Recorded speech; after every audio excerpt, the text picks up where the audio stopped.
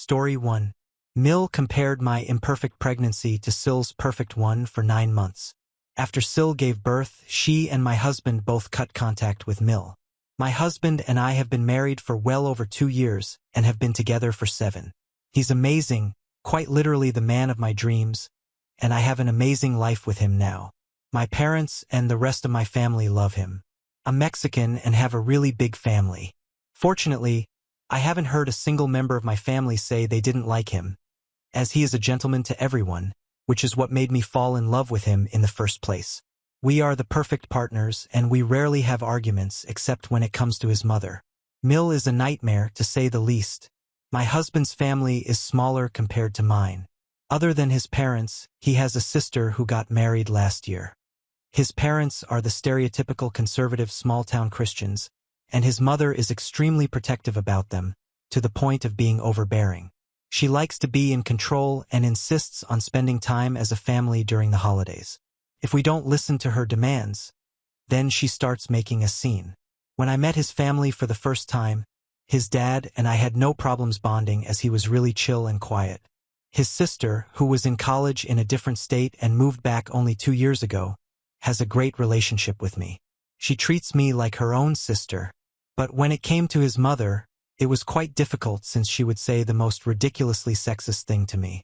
For example, when they asked me what I did for work, I told them that I was a marine biologist specializing in conservation efforts for marine life. Phil said that was awesome and looked really happy about it.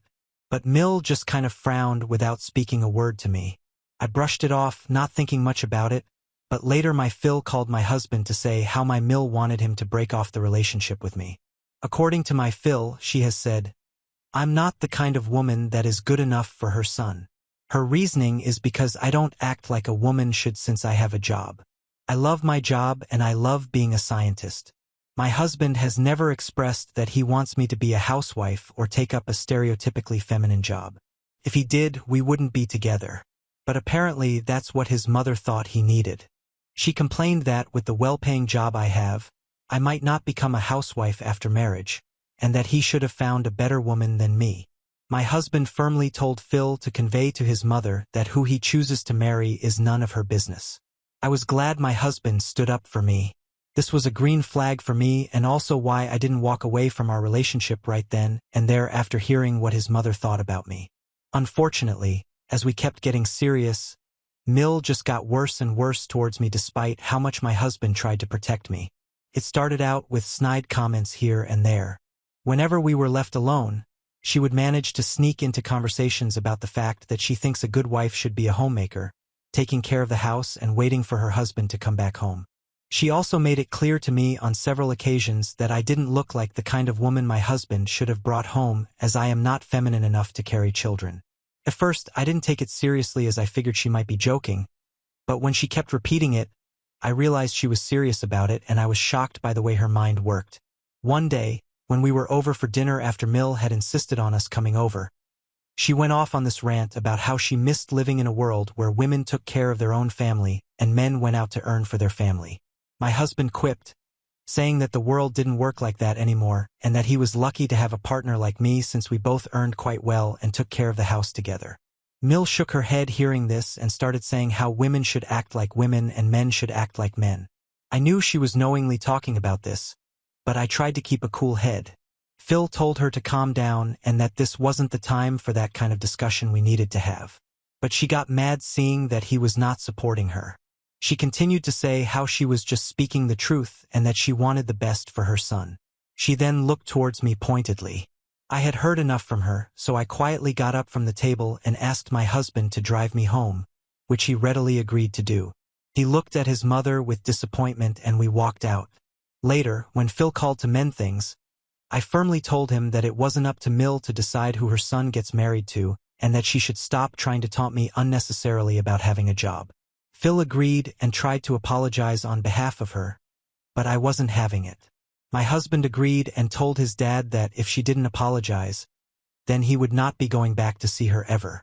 Perhaps his threat scared her into apologizing to me and I asked her to never bring it up again, and she agreed, so I managed to let that situation roll off my shoulders.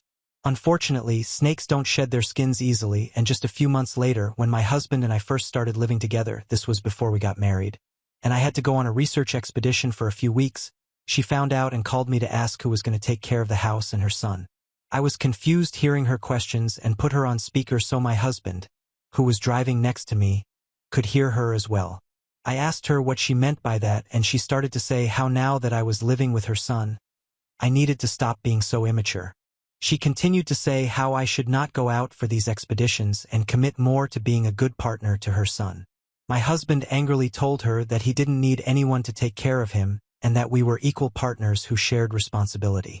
She got upset and started to say how we could not get married since I didn't know how to be a proper wife. My husband asked her to mind her own business and cut her call.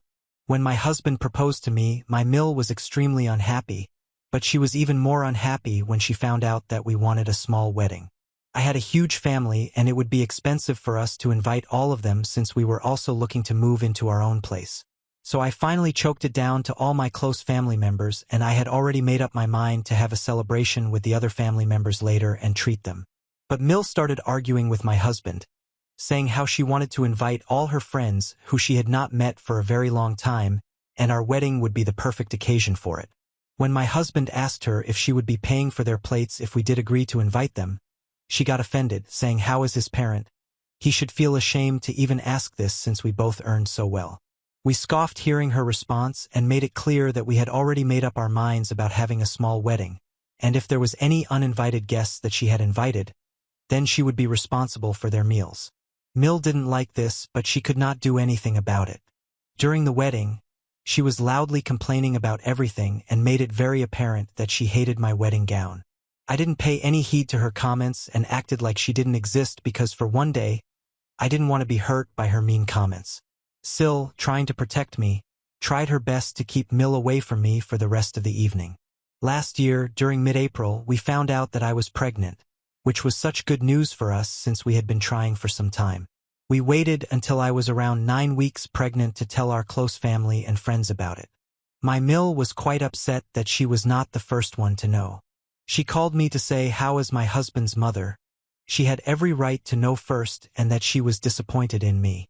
I told her how we wanted to wait before saying such important news and that if she wanted to complain, she could feel free to call up my husband since I was in the mood to listen to her lectures about what a good woman should do.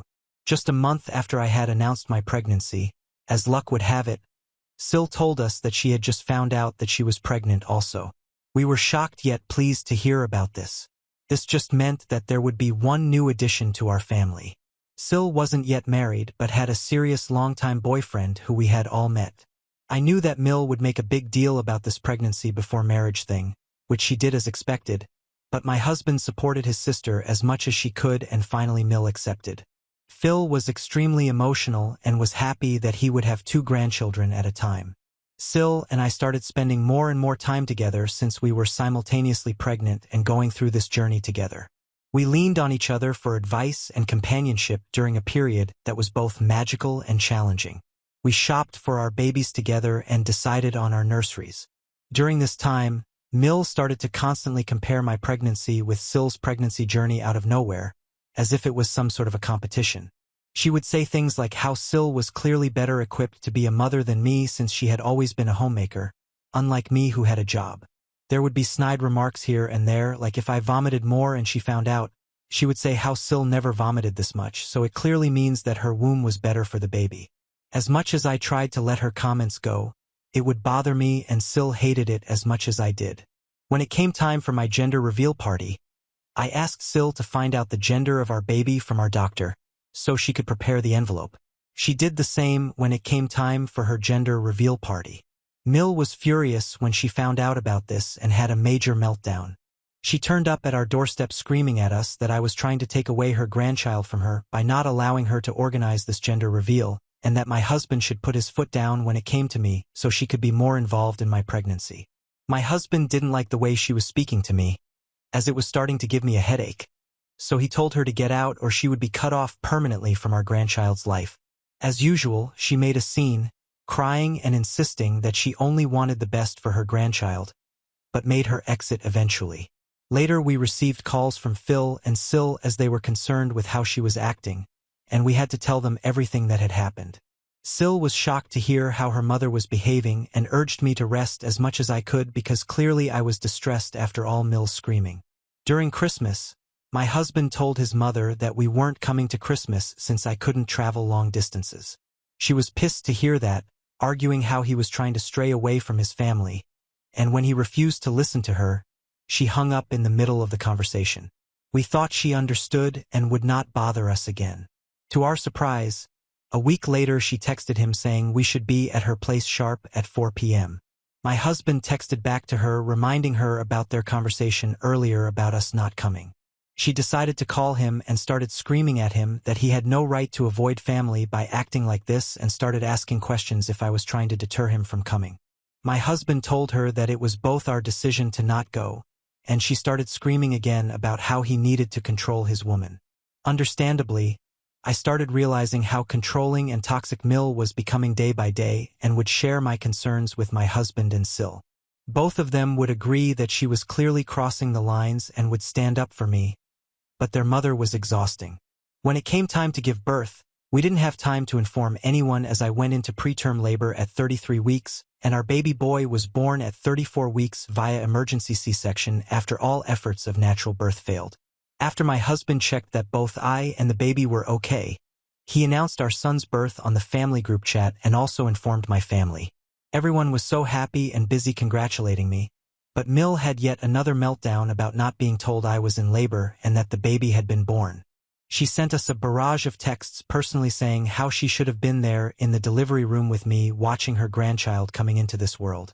This was absolutely ridiculous since I would have never allowed her in, but I didn't reply to correct her delusions as I was busy with my baby. When we announced his name, she called my husband crying about how it sounded too Mexican and that he should keep a different name. When my husband said he liked our son's name, she said how it could be our son's middle name, but we needed to keep a different name. We obviously didn't listen and she kept fussing about it. When it came time for her to meet our son, she insisted on calling him a completely different name, which took us by surprise. She tried to justify, saying how this could be her special little name for him, but my husband firmly asked her to cut it out. She also hates the fact that I breastfeed my son because then I would have to take him away from her, and she says that I should start feeding him formula so then she can spend more time with him. My mother, who was also present with me, informed her how a newborn baby needs to have breast milk, but Mill kept arguing that it was not fair. As you can imagine, her taunts and controlling nature were becoming more and more unbearable and clear to everyone. The final straw came when she invited me out for lunch, saying that she had something important to talk about. I kept trying to cancel the lunch several times, but she begged me, saying that it was imperative that we had to meet. When I turned up, she greeted me warmly and we sat down to order our food. I then asked her why she wanted to ask me out for lunch, and it was then that Mill asked if I had thought about who our son's godfather would be. I pursed my lips hearing this since I knew she would not like the answer. I carefully explained to her how Sil and I had discussed this and we were each other's children's godparents. Mill burst out crying in the middle of the restaurant hearing this and started yelling about how I could do this to her. She said Sil had her family and I should make her my son's godmother since she had every right to take care of my son as his grandparent. I reminded her how she thought Sil was better equipped than me, so naturally she should be happy that my son would be taken care of well by her. But Mill argued back that only she could be trusted and I should make her my son's godparent. Her ridiculous demands were starting to get on my nerves and I told her firmly that we were done discussing this and that if she wanted, she could discuss this with my husband later. Later I did tell Sil regarding my lunch and she didn't like how Mill didn't want her to be our son's godparent. My husband also didn't understand why my Mill was behaving this way and kept ignoring her calls. Last week, Sil gave birth to her daughter and she had asked me to be in the delivery room for support since I had been through this. I happily obliged and was there with her throughout the night while my husband and my mother took care of our son at home. In the morning after Sil had given birth and I made sure her boyfriend was there to take over the duties, I left to come back home and rest. Throughout the day, I received calls from Mill, but I was too tired to talk with her and was busy spending time with my son. In the evening, my husband, who had gone to check on his sister, came back home amused. I thought he was happy to meet his nephew, But he told me that he was even happier for another news. This is when he revealed that apparently Sil, tired of Mill's toxic behavior, took a stand and decided to implement a no-contact rule between Mill and her daughter. He told me how when Mill showed up at the hospital unannounced, Sil asked the nurses to refuse to let her in. Only Phil was allowed inside to meet the baby since Sil didn't want her mother's judgments about her daughter. This was shocking and quite unexpected, as I had never imagined that Sil would stand up to Mill this way. This also made me realize why Mill had been calling me the whole day. She was perhaps trying to either blame me or persuade me to convince Sil to see her granddaughter. When I talked with Sil later, I found out that this decision came after witnessing the extent of Mill's actions towards me all these years. The decision to go no contact was a necessary boundary to protect her daughter from Mill's toxic influence. It was a moment of reckoning for Mill as the consequences of her actions finally came crashing down. The fallout has been severe, and Mill is completely cut off from her daughter's life, unable to witness the precious moments of her grandchild's early days. Since then, I have started to think if it would be the right decision for us as well to cut off Mill permanently. Would it be too cruel? Update 1. Hello everyone. First off, I just want to thank you all for your kind words and advice. It means a lot to me. I didn't think this would get as much attention as quickly as it did. My husband and I have not had any contact with Mill since we found out that Sil cut her off. She continues to call us, but we ignore them. I discussed with my husband what I was thinking, and we agreed that for our mental peace, it would be better for us to cut her out permanently, since there is no guarantee that she won't behave the way she behaves with me with our son. To everyone asking why we waited for so long, you have to understand that my husband is the oldest who grew up in this toxic upbringing. So he never really saw how wrong this all was until his mother started misbehaving with me. My husband has always supported me and protected me, yet his mother is just too much to handle. Hence, we set up a group video call with his sister and Phil where we discussed our decision, and they are on our side. Now we just need to inform Mill about our decision. Update 2. If your eyeballs are itching for an update, then you better sit down. It's a bit long. My husband decided to call his mother and tell her about our decision yesterday evening. When she first picked up the call, she started screaming at him about how long it had been since he had talked with her, and that she wanted to meet our son immediately. My husband remained quiet until she was done with her demands, and then gently let her know about how she was right and that he needed to step up and be more of a man. Mill immediately agreed, saying how this is what she had wanted from him all along. But my husband interrupted her, saying that as a man of our family, he had decided to cut her off from us permanently to protect us from her toxic ideology and drama. My Mill was dumbfounded at first hearing this, perhaps trying to process what he had just spoken. And then when she understood the severity of our decision, she started saying how she was coming over to meet us and that nothing could stop us from meeting with her grandson. My husband immediately warned her that we wouldn't let her in, and we would call the police on her for trespassing on our property. She then started screaming that this was probably my decision and that I was tearing the family apart. My husband told her to think whatever she wanted, but he was done with her. But she continued to scream how this is why he should have never married a woman like me, and that she knew I was bad news all along. My husband got pissed naturally. He reminded her that we were not the only ones cutting off contact and that Sil had done the same thing, so the issue is clearly her and she needs to start accepting that. Mill, as usual, kept arguing back that I had polluted the minds of everyone and that I had successfully taken her children away from her. My husband exasperatedly told her that if she wanted to blame someone, then she should blame herself for not only being a bitter person but also a racist. He said that everyone was just done with her and she needed to come to terms with her own evil actions. This shut my Mill up and he blocked her after their conversation. I have done the same. I've also informed my family about the situation and to not pick up Mill's calls for now. I feel bad for my husband and Sil for not having a supportive mother, but I'm also glad that I won't ever have to go through such shitty situations ever again. Update 3. It's been 2 months since my last update, and I'm happy to update that our son is doing well. Sil and I continue to remain close, and we regularly meet up so our babies can have playdates. It is adorable to see how they are bonding, and I hope that they continue to be each other's best friends as they grow up. Also, another happy update is that Sil is finally getting married to her baby daddy, as we all knew that she would. Now coming on to the main update. we continue to be no contact with Mill. To everyone who was concerned about our safety, don't worry, we have cameras installed everywhere and we did change our locks. So there is no way that Mill can ever disturb us. I doubt that she will ever confront us publicly since by now a lot of people know exactly why we cut her off, so she must be definitely embarrassed. After we cut off all contact with her, she did try to persuade Phil to talk with us, but he refused and let her know that he was getting sick of her too.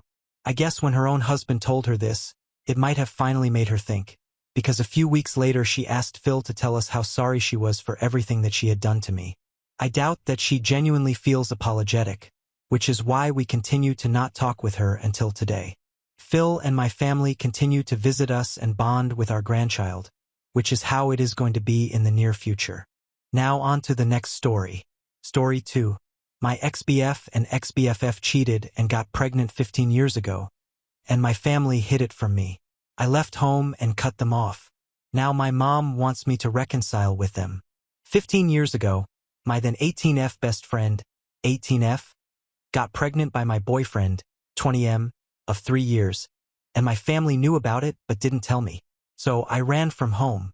Now we are back in contact after 15 years, and my 33F mom, 59F, demands I mend my relationship with the ex-BF and ex-BFF. This is a long story that really started some 15 years ago.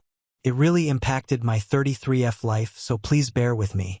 When I was 18 and in my senior year of high school, I really believed my life was on a good track. I lived with my parents and 4 siblings, 23M, 22M, 20F, 14F, and spent most of my days hanging out with my best friend, Ashley, 18F, and my boyfriend of 3 years, Kyle, 20M. Both Ashley's and Kyle's parents were best friends with my parents, so I knew both of them since we were in diapers. We spent holidays together, birthdays, and visited each other all the time as we lived in the same town. Ashley had been my friend for 18 years, and she truly was the person I trusted with everything. Sometimes our parents would joke that we were connected by the hip, as we were together all the time. I'd been dating Kyle for the last 3 years. I believed he was the love of my life and the one I would eventually marry. We were quite serious and even talked about getting married after he finished college. He was a sophomore at that point. Although I had every plan on going to university, I was quite content with the idea of being married to Kyle and being a stay-at-home mom. My parents loved Kyle and supported our relationship. I really was happy. I think I should note here that my sister, 20F, was also dating Kyle's brother, 23M, and that all our siblings were very close. One day, at the beginning of the school year, I noticed that Ashley was being very melancholic and detached. After a while of prodding, she told me she was pregnant. I was very surprised because I didn't know she and her boyfriend broke up a while ago, and I didn't know she had anyone else like that in her life. I asked her who the father was, and she didn't want to talk about it but in a way implied that the ex was the father. She was absolutely distraught, so I dropped the topic and just consoled her. I was with her when she told her family, and while her parents were disappointed, they promised to support her in whatever she decided. They tried to make her share the dad's name, but she refused and made me promise to stay quiet. They did not know she had a boyfriend at one point. I was there for her for the next 9 months. I went with her for an ultrasound, doc's appointments. I was there for her when she was bullied in school for being pregnant. I helped her set up the nursery. I was there when she was sick or just felt down. I held a baby shower for her, went shopping with her. I even took some parenting classes with her. We chose names together, and she even asked me to be with her in the delivery room. I noticed that the pregnancy was really taking a toll on her emotionally and physically, and I tried to support her in every way possible. She was my best friend, always there for me, and I loved her. Some 2 weeks before her due date, I went to the mall to run some errands and ran into her ex. Although I promised never to contact her, the knowledge of my friend's emotional state sent me into a fit of anger, and I confronted him. I gave him a piece of my mind, told him what a piece of work he was for leaving his ex pregnant and alone and not caring for his unborn child. He was shocked and said that he had no idea what I was talking about. Ashley never told him about the pregnancy, and when I told him she was 9 months pregnant at the time, He said that it was not possible for him to be the father as they broke up over a year ago and had no relations since then. I was confused but apologized for yelling at him in the middle of the mall. After that, he became angry, said some nasty stuff, and mentioned that maybe I should ask Ashley's friend Kyle if he is the daddy. I didn't really think about his words in any way. Kyle and Ashley had been friends their entire lives. We were always very close because of our parents' relationship, but they never showed any sign of being anything more. That evening, my younger sister, 14F, and I were preparing to have a movie night. I began ranting to her about confronting Ashley's ex and his words. My sister, who is usually very outspoken, got quiet and didn't really respond to anything I said. After a while, she excused herself and went to the bathroom. I decided to go and get some snacks and went downstairs to the kitchen and heard my younger sister berating my mother. This part of my memory is really fuzzy as I was dealing with lots of emotions. My sister told my mom about me running into Ashley's ex and his words, and told my mom she no longer wanted to hide from me the fact that Kyle was Ashley's baby's father. I was shocked, absolutely shocked. I stumbled into the kitchen and demanded an explanation. Both my mom and my sister became white as a sheet when they saw me, and my sister started crying her eyes out. My sister explained to me some things I also learned from other people later that appeared during the end of the summer break. Kyle and Ashley attended the same house party, got drunk, and slept together. Ashley got pregnant and told Kyle, but they were both ashamed and afraid of telling me. They also didn't share this with their parents. Ashley, however, couldn't keep the secret and told her mom and dad, who told Kyle's parents and later to mine as well. This all happened when Ashley was in her first trimester. By her second trimester, all of my siblings, Kyle's and Ashley's siblings, knew about this, everyone except for me. I simply cannot explain the way I felt. I was physically ill for the next 3 days, and I couldn't speak to anyone. My parents were apologetic but explained that they didn't want to see me hurt or ruin everyone's relationship. I did not speak with Kyle or Ashley, although they bombarded my phone with messages and calls and also came to my house. I refused to see them. At one point, Kyle's mom came to our house and my mom allowed her into my room while I was lying in my bed, still ill and just emotionally drained from the betrayal. She tried to convince me to forgive them and how Ashley and the baby need me. I said nothing. 2 weeks later, Ashley went into labor. I learned from my parents that she had a hard delivery. She lost a lot of blood and needed an emergency C-section. Kyle apparently was at the birth. I was distraught, inconsolable because of the betrayal by both, because I planned to be there and now physically and emotionally couldn't, because I was looking forward to this moment for months. So many reasons. My older sister immediately went to the hospital to be with her boyfriend. My other siblings weren't at home, so I was left alone with my parents. All I wanted was to lay in my bed or cuddle in my bed with my mom and cry all my feelings out. My mom received a call from Ashley's mom. She came to my room and told me that she and dad were going to the hospital. I was perplexed and asked her to stay with me. She said that Ashley's parents need all the support they can get and that we will discuss everything later. I tried to tell her not to go and that I also need their support, but she said not to be selfish and they left. I was left alone at the house, and I just couldn't comprehend what happened in the last few weeks. I couldn't believe that my parents would go and support someone who hurt me so much while I was also here suffering. Am I really selfish to think like that? I don't know when, but my sadness turned into rage, the kind I never experienced before. In a fit of combined emotions and feelings of betrayal, I started packing my bags and decided to leave home.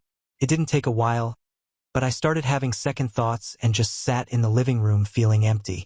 After a while, I received a text from my sister. The text said that Ashley gave birth to a healthy girl and that they were both okay.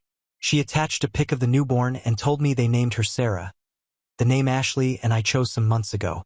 She sent a second text a while later telling me that my parents and she were going to join Ashley's and Kyle's parents and going to a bar in the town to celebrate. I don't remember much after that. I think I was just consumed by everything, and my memory is very foggy. I left.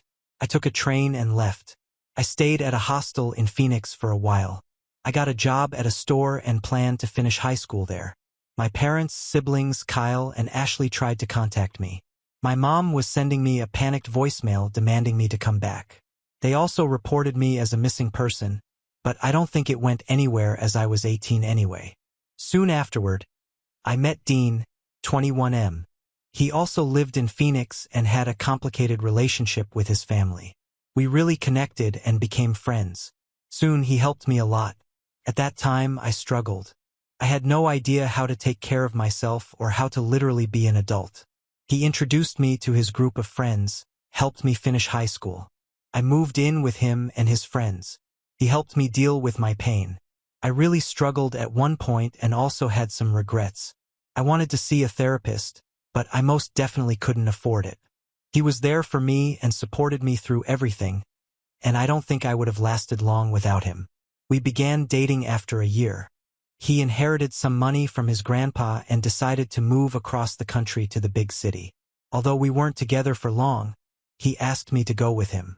I was a bit reluctant because we both had a lot of emotional baggage, and I was still very insecure in my situation, but I did go. We moved, got jobs, and tried to survive. Soon after my 21st birthday, we decided to get married. It was a crazy, spontaneous decision, but we did it. I enrolled in university, and Dean helped me pay for it. He himself opened a company that took off, and we were able to live more comfortably. I was in uni and also worked a part-time job to contribute. We had our ups and downs, but somehow survived. After uni, I started working in his company, and we slowly built it up. When I look back now, I don't think I was in love with Dean when we got married. I loved him, but I wasn't in love. But he was there for me always, unconditionally. And today, I don't think I could love him more. He is the love of my life.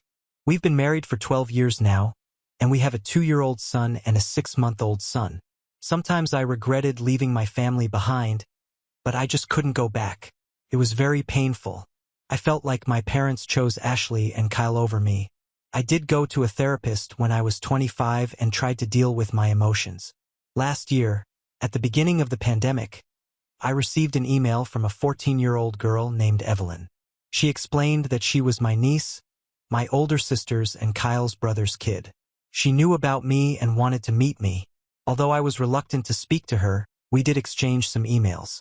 Let me note that she did not know what transpired 15 years ago, so the conversations were pretty innocent.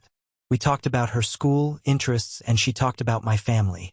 I learned I had 10 nieces and nephews. I also learned that Kyle married Ashley 4 years after I left and had 2 sons besides Sarah. My parents continued to have a friendship with Kyle's and Ashley's family, and to me, it really felt like my family continued their normal life despite me being gone. She tried to talk to me about what happened, but I didn't really think it was my place to explain things to her, so I simply said that relationships change and things happen in life that make us go our separate ways.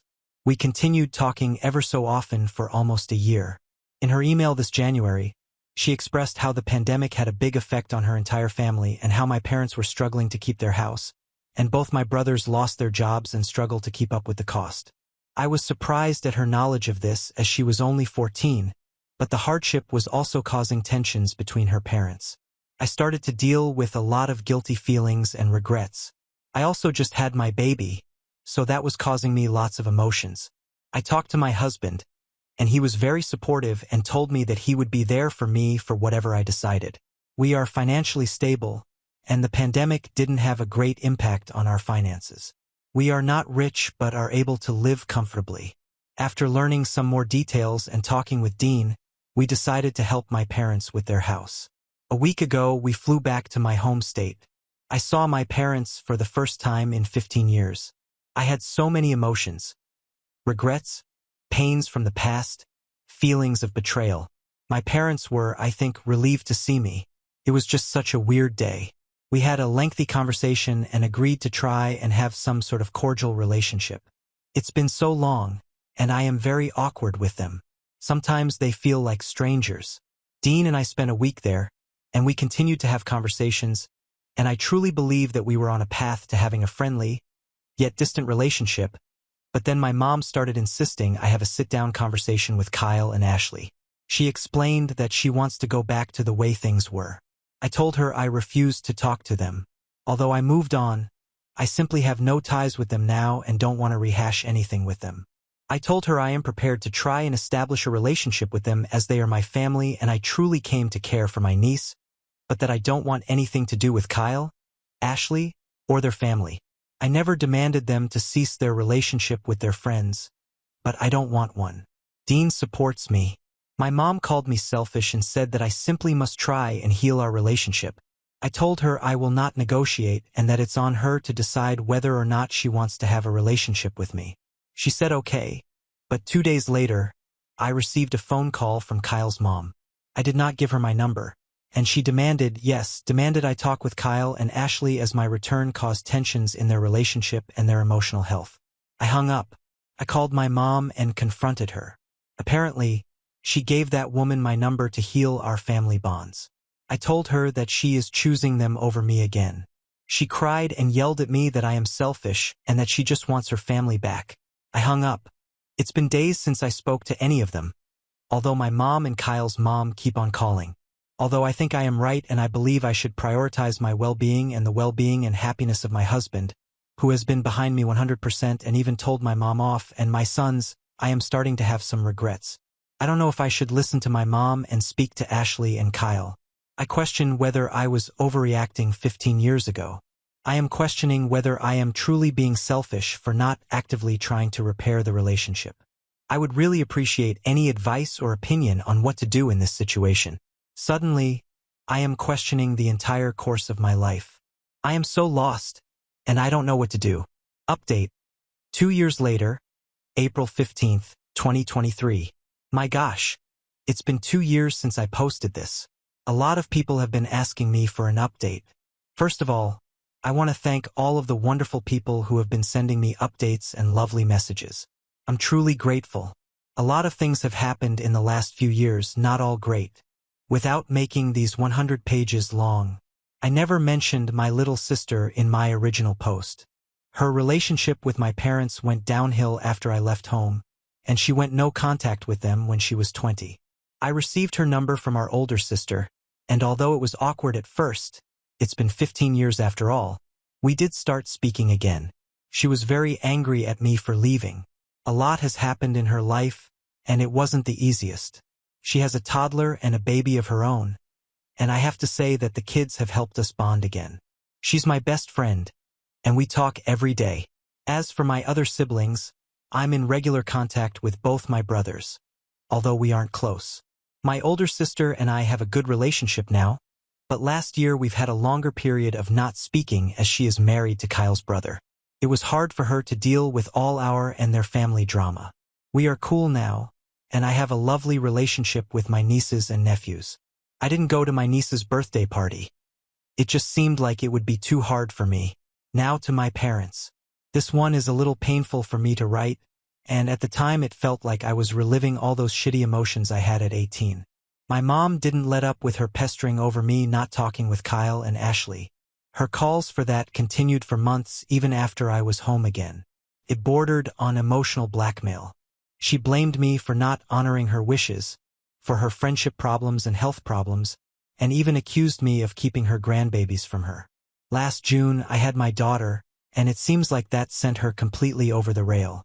What I mean by that, 100 plus calls a day, messages every 20 minutes to pester me about random things, sending me updates about people I never want to know about. When she started pestering Dean, I was done. I was afraid to block her, so I spoke to my father. This was probably the first time in the last 17 years that we had a true heart-to-heart conversation. I was emotionally drained, tired from caring for 3 children, and just over everything. I've probably poured all my feelings and emotions onto him. I don't know what happened to them afterward. He doesn't speak much about it.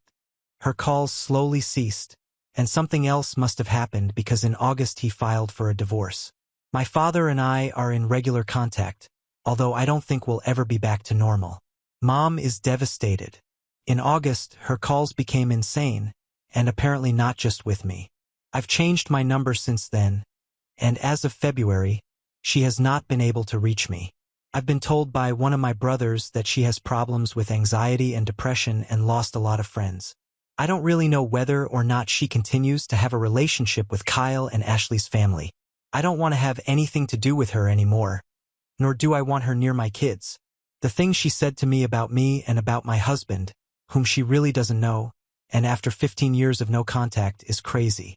Although I regret not having a mom, I feel like trying and fighting to repair the little remnants of our relationship would be a waste of my emotional energy and just pure torture.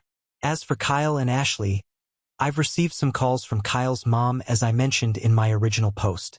I blocked her, and no other calls have been received from anyone. I really don't know what they are doing or where they are. I've had no contact with them. The only thing that really happened is that in August, when things went downhill, my Bill, Kyle's brother, brought me a letter apparently written by Ashley. I've not opened it and I really don't know if I want to. I feel like I've moved on from them, but on the other hand, I'm curious as to what she has to say after so many years. However, that in itself could bring back bad emotions. I'm doing okay now with my babies and Dean, who is a real trooper in all of this. I'm trying to focus on my family, and I really hope that this is all behind me. To all of you, thank you again. If anything else happens, I'll try to update sooner. Update 2, May 21st, 2023. Dear everyone, I have no idea if anyone will see this, but during the last few months since I posted my update, I have received many messages with advice and words of support. I have no way of thanking you, but know that your words truly mean a lot to me. I try to reply to everyone, but it sometimes takes me a while. A lot of questions have been asked in these messages, and I can't answer them all at this time. I plan on updating soon just to quickly answer the most common ones. I have not read the letter yet. Soon after updating, I started therapy again, and Dean and I decided that it would be best if I gave the letter to my therapist and let him decide when and if I'm ever ready to read it. I have not spoken to my mom since the update. I've received messages on Facebook from her and Ashley's mom, which is a first. The latter I didn't even read. I've since deactivated my Facebook for the time being. Neither Kyle nor Ashley tried to contact me via any social media. The only thing I know is that Kyle was asking my Bill for my address or number, but Bill refused them. That's when Ashley gave him the letter. Bill is in no contact with his family ATM. They are separated as per my Bill, but he does not know whether they are divorced or not. Last week, my dad was in town. He does not know my address and has never been to my house. For the first time in almost 2 decades, we had an open, honest conversation. I have to admit it was a lot, and I was not good for a few days afterwards, but it was necessary. I learned a lot about my mom. A lot of you tried to imply there must have been something in her past to make her the way she is, and the time between them learning Ashley was pregnant and my return 2 years ago, it's a lot to unpack, and I'll probably be in therapy for a long time. It's a lot, really, so I'll have to write a separate update. Also, my little sister, she was not at fault, and I never blamed her for hiding the secret from me. She was a teen and she knew it was wrong, but she was put under a lot of pressure by our mom. After I left, her life was hell, and our mom was insufferable and blamed her for a lot of things. Again, thank you for your words of support and encouragement. Lots of you sent words for Dean as well, and he has read them. You are right, he is the best, and I probably would not have been where I am today without him. Please appreciate your families if they are there for you in good and bad. Of course, call your parents and sibling and tell them how much you love them. In moments like this, we realize how much we undervalue the good people in our lives. Thank you, and I hope you all well. Now on to the next story. Story 3. Filed for full custody after finding out my ex-wife let her drug-addicted boyfriend near our kids. My parents are defending and taking her side while calling me cold-hearted. Hi everyone, so I recently did something and I don't know if it's right or wrong, but everybody is really upset with me for it. It wouldn't usually matter, but even my parents are not with me on this. So I'm here for some clarity. So this is about me and my ex-wife. I will refer to her as Tara. She and I are both 30 and we have 2 kids together. We have a 7-year-old son and a 5-year-old daughter. However, we've been separated for 2 years now, and she has partial custody, but the kids only visit her on the weekend since that's what she wanted. We got married when we were 22 after dating throughout college, and it was a blissful time initially. But then it was the monotony that started getting to us, and we started falling out of love. We just grew apart, I guess. We started fighting a lot after our daughter was born, and we couldn't bring ourselves to agree on anything at all. She wanted something different from life, and I really didn't want the same thing as her. We just realized that we were very different as people, and we couldn't make it work anymore. We had been trying our best for the sake of our kids, but we were fighting so often that it wasn't really good for them either. I suggested marriage counseling towards the very end as a last-ditch effort to make it work, but she declined and said that she would much rather just get divorced than draw it out, and I thought it was fair.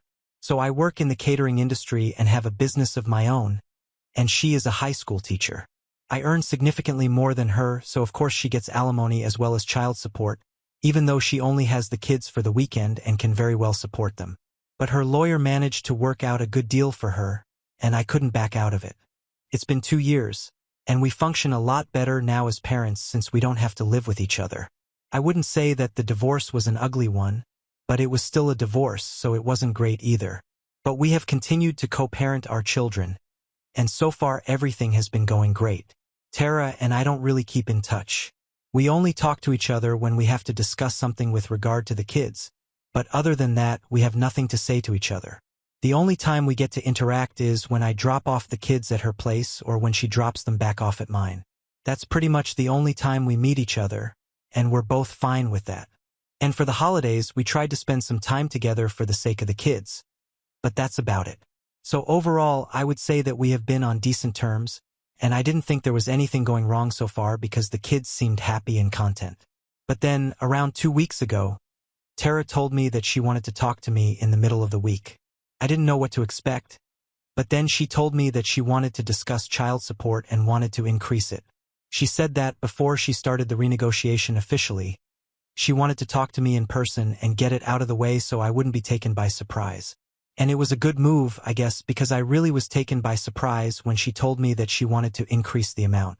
Because as far as I was concerned, I think it was more than generous because not only was she a working woman herself, she was also getting alimony and child support.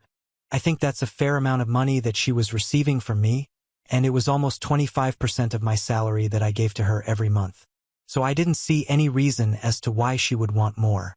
We met for lunch to discuss this, and she told me that she was just struggling financially because she was thinking about quitting her job and joining her friend in her startup business and actually putting her marketing degree to some use. So for that, she needed to increase the child support because she didn't want them to suffer for her own sake. The startup was not quite profitable yet, so she was going to receive quite a low salary. It was still in its beginning stages, but she was fine with it for herself. She said that she only wanted the kids to be provided for and taken care of, and it wouldn't be possible if she started skimping out because of her own shortcomings due to the change in her career. I could understand where she was coming from, but I couldn't wrap my head around it because no matter how low her salary was, she was still receiving alimony and child support. Besides, my kids only spent the weekend with her, and it was just 2 days out of the whole week. Had it not been for her amazing lawyer, she probably wouldn't even have been able to get child support out of me for just 2 days of the week. Everything else was taken care of for them anyway. I bought them whatever they needed and paid for them to go to school and everything.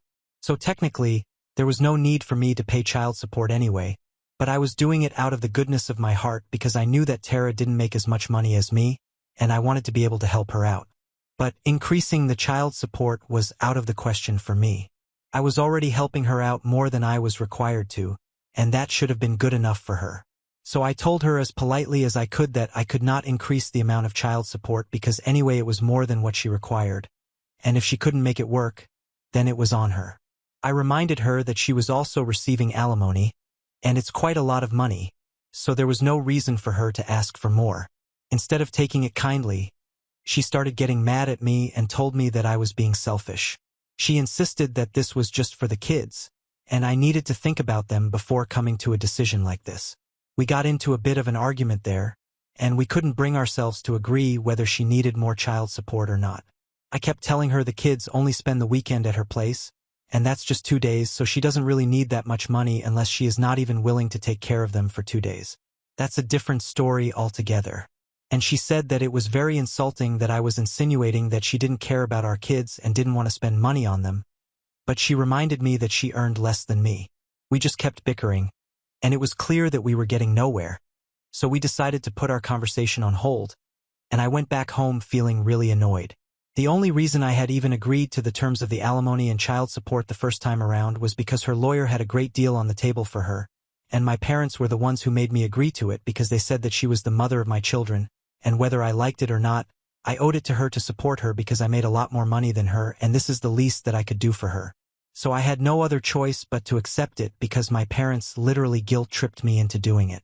But this time, I didn't tell my parents about any of it at all because I was sure that if I told them, they were just going to do the same thing again. They, in particular, were very attached to Tara when she was married to me. It's no secret that my parents had always wanted a daughter, but instead I was born. I was treated well enough when I was a kid, but when I saw how excited they were when I got married, I knew instantly that was something slightly weird about the whole thing. They would keep calling Tara the daughter that they never had, and it was meant to be endearing, but it just made me feel weird because I knew their history and I knew that it was slightly disturbing. They were even more disappointed than me when we started getting divorced, and during the process, they were on her side and constantly kept checking on her without bothering me. Even after the divorce, they kept in touch with her, and even though I didn't like it, it didn't matter to them. The only reason I haven't cut my parents out of my life yet is because they are really old, and I am their only child no matter how they treat Tara, so I can't abandon them. They might not have one, but I do have a conscience and I can't handle it. So it's tough, but I try to make it a point to see them at least once a month. However, I don't think that's going to happen anymore because they are being jerks about this whole thing. But anyway, coming back to what happened after I had the discussion with Tara. So that day, after that lunch, I could sense that something was really not adding up here. In spite of getting so much money from me, she still wanted more, and I couldn't make sense of it. So I decided to start snooping because I knew that there was something that she was hiding from me. There just had to be. I decided to start by combing through her social media, and I was quite meticulous about it. I went through her entire life, and it wasn't really difficult since she has a very restricted social media presence. She had like 150 followers, and I went through each and every one of them. It was mostly just friends, family, and colleagues, but then I started finding random guys there. There were around 10 of them, and I figured that must have been her dates from the past couple of months or something because I had heard from a couple of my friends that she was going out with other guys again. Only one of the profiles really stood out for me because the guy was really young. He couldn't have been older than 22, and it was very obvious from his profile that he was definitely into some shady stuff.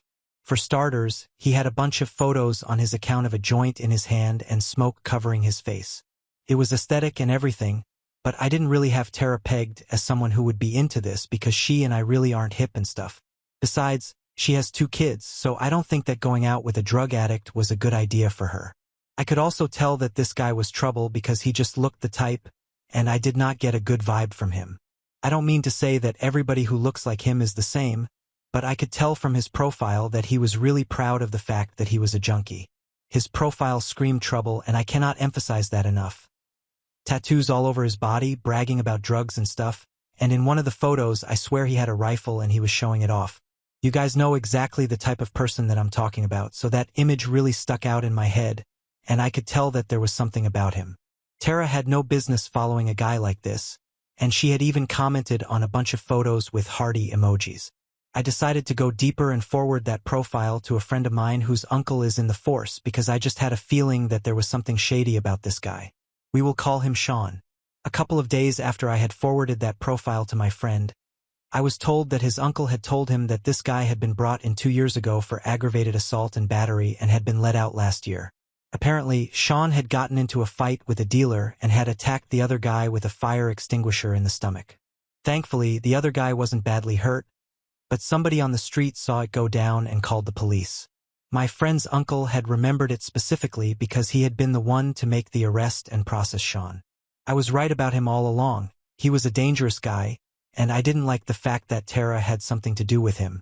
But I didn't know about it, so I decided to take a huge risk because of a feeling that I had in my gut and decided to show the least incriminating picture of Sean to my kids to ask them if they had seen this guy before. They hesitated for a bit, but after I told them that they would not get in trouble for telling me the truth, they seemed to open up and told me that they knew this guy very well. It was really scary because they told me that apparently this was Tara's new boyfriend, and they had known him for the last 6 months. Not only that, But Tara had given them very specific instructions not to tell me about any of this because otherwise she would make sure that my kids got into really bad trouble. And she had scared them well because even while telling me about all of this, they seemed very paranoid about it. She had apparently threatened to show up at their school and have them expelled, and even said that she would have them sent to an orphanage if they tattled on her. She said that not only would she hate them forever, even I would never forgive them for being terrible children, and they are just kids. They believed all of it, and so they never told me anything because their mother had put up a very convincing act.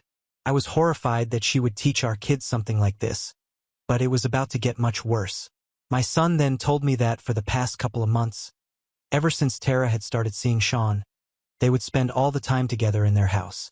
Apparently, Sean waited for me to be gone, and then he would show up at Tara's house.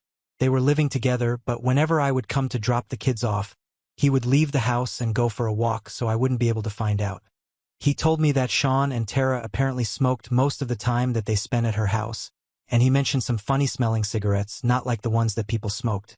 I knew what he was talking about, and I was appalled that Tara would do that around our kids. He also mentioned a lot of other things, like Tara and Sean would occasionally get into fights, and he had overheard a lot of talk about needles and pills left in the washroom. That's when my heart dropped because they could not be good. Thankfully, my son was quick to inform me that he never went anywhere even close to his mother's room or the attached washroom. I realized that she had been using the money that I was sending her to support her addicted boyfriend, and even though that was just a theory, I knew that there was no other explanation.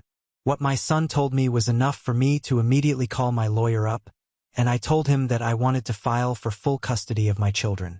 And then I told him whatever my son had told me, and he was just as shocked as I was because it was really out of character for Tara to do something like this because it was incredibly irresponsible and selfish of her. I didn't even call Tara to tell her what I had found out that day because I was in shock, and I didn't even know what to say to her.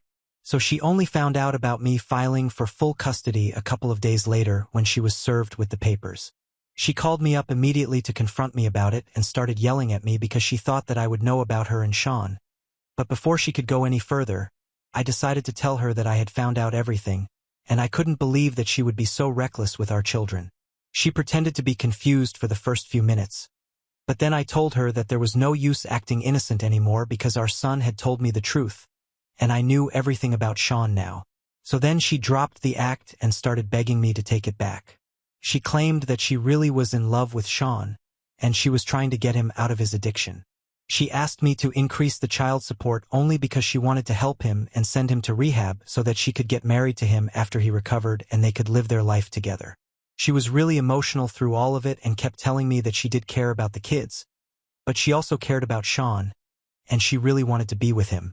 Apparently, they had met almost a year ago and have been getting quite serious, which is why he had moved in with her.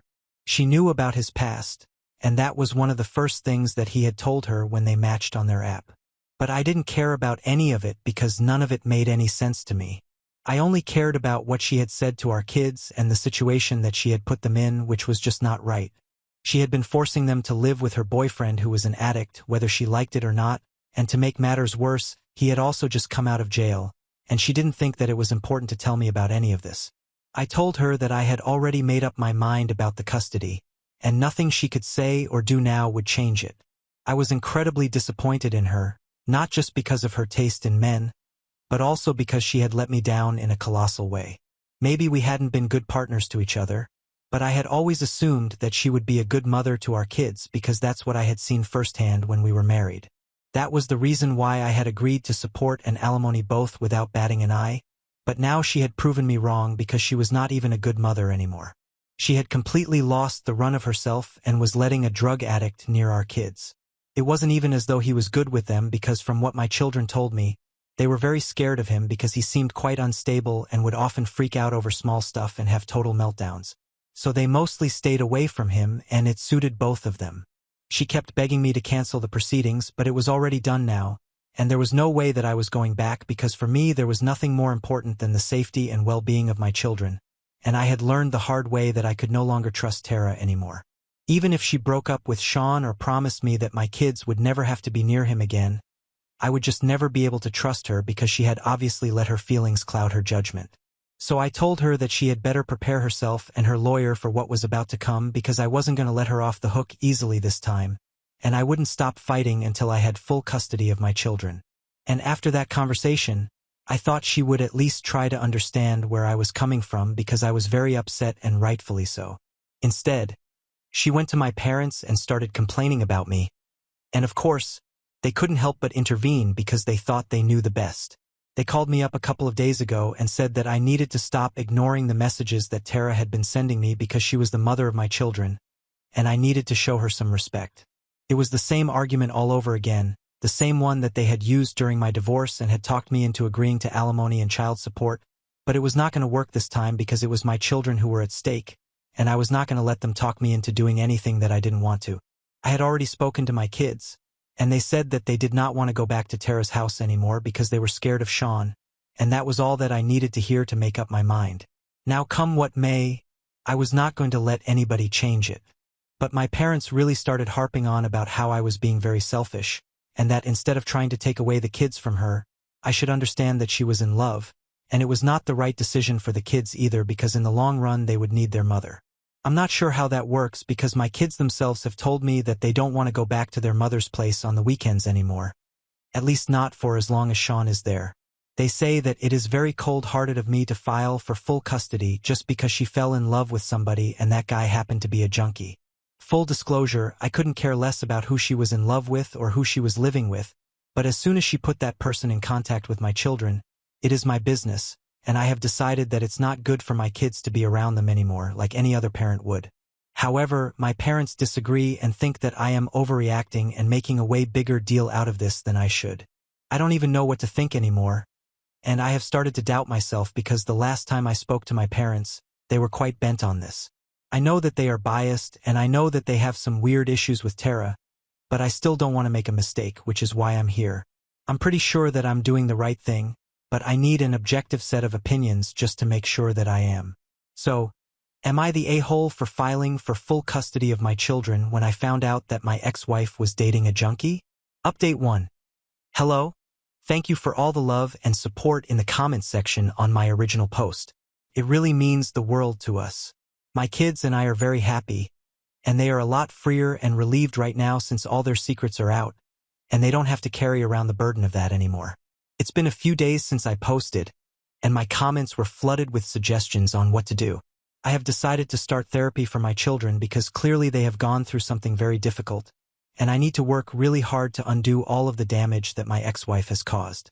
Speaking of her, I have blocked her, and I haven't even bothered to read any of the messages that she sent me last because I'm just not interested in whatever rubbish she has to say now. She can go and try to defend herself and cry about how I'm being selfish and inconsiderate, but it's not going to change the facts. She was a terrible mother, and if anything, she was the one who was very selfish. She should have always thought about our kids first instead of thinking about how Sean would feel if she broke up with him for the sake of her children. It's just crazy how she thinks that it was fine for her to lie to me all these months, and now I'm just supposed to accept it and move on. Yes, fat chance of that happening. I've also blocked my parents because I don't want anything to do with them anymore. If they love Tara so much, they can just rely on her for everything now. If there is ever any trouble after this, they know who to call, and I'll give you guys one hint. It's not me. Update 2. Hey, so Tara and I are meeting with a mediator in a couple of days, and today she chose to show up at my house. Thankfully, the kids were at school when she showed up, but I still didn't let her in because I wanted nothing to do with her. I didn't even want to speak to her, but she kept trying to talk to me while she was outside the door. She was crying hysterically and begging me to let her see the children, even after I told her that they were at school. She refused to believe me and said that she knew I was hiding them somewhere and trying to keep them away from her. That went on for a couple of minutes before I finally got tired of arguing with her, and I told her that she needed to leave, and if she didn't clear out within the next 5 minutes, then I would call the cops. She was already going to be in a lot of trouble and was definitely going to lose custody. She did not want to add a run-in with the cops to that list as well. I guess that scared her and she left, but not before she told me that I would not be able to tear her children away from her. She had no idea how crazy she even sounded, and I didn't have the heart to tell her that her children had already torn themselves away from her. They were the ones who had told me that they didn't want to go back to her anymore. It was her own behavior that had ruined everything, and now she couldn't run away from it anymore. I'm just thankful that she left before the kids came back home because it would have led to another showdown, and I just am not in the mood for that. I have told my children that they will not be seeing Tara or their grandparents anymore, and they seem to be okay with both of those things. So it's going great so far.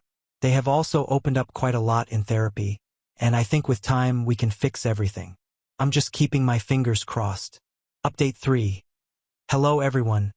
I know that I had been MIA for a really long time, but that was because I was battling it out in court with Tara for the custody of my children.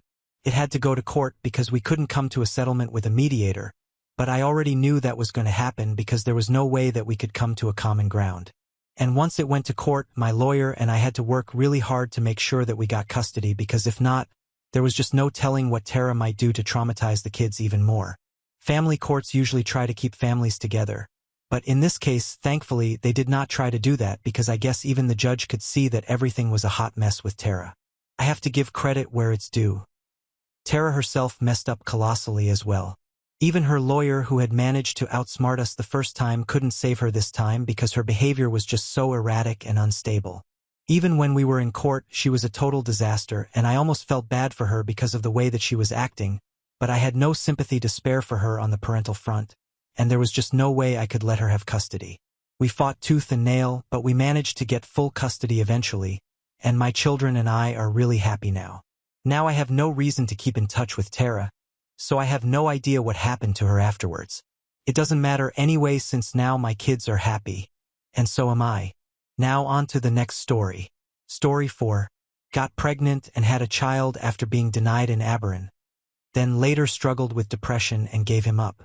Now he's 23, successful, and loves me, but I feel like I missed out on life.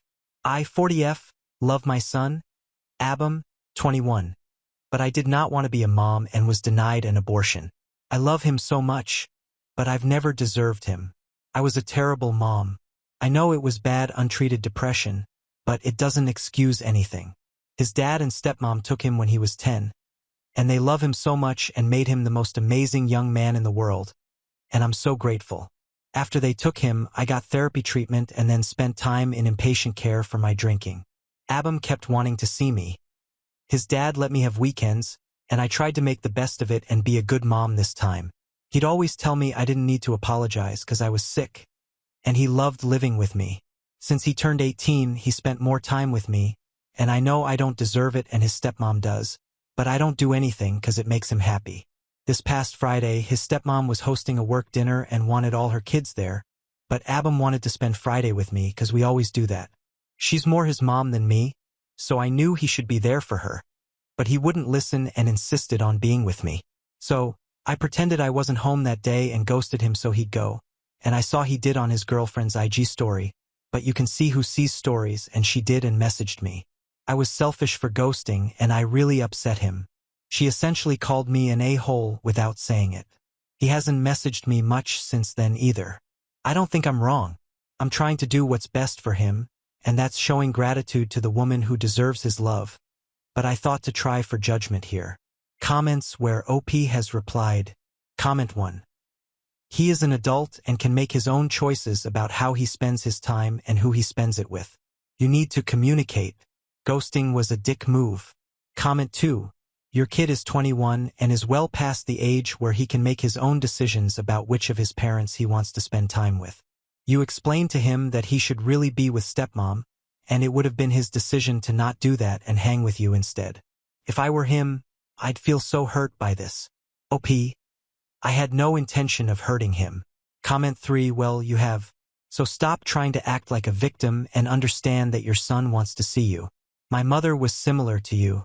Every time I wanted to spend time with her, she blew me off or told me to go see my dad since he's better and can love me more.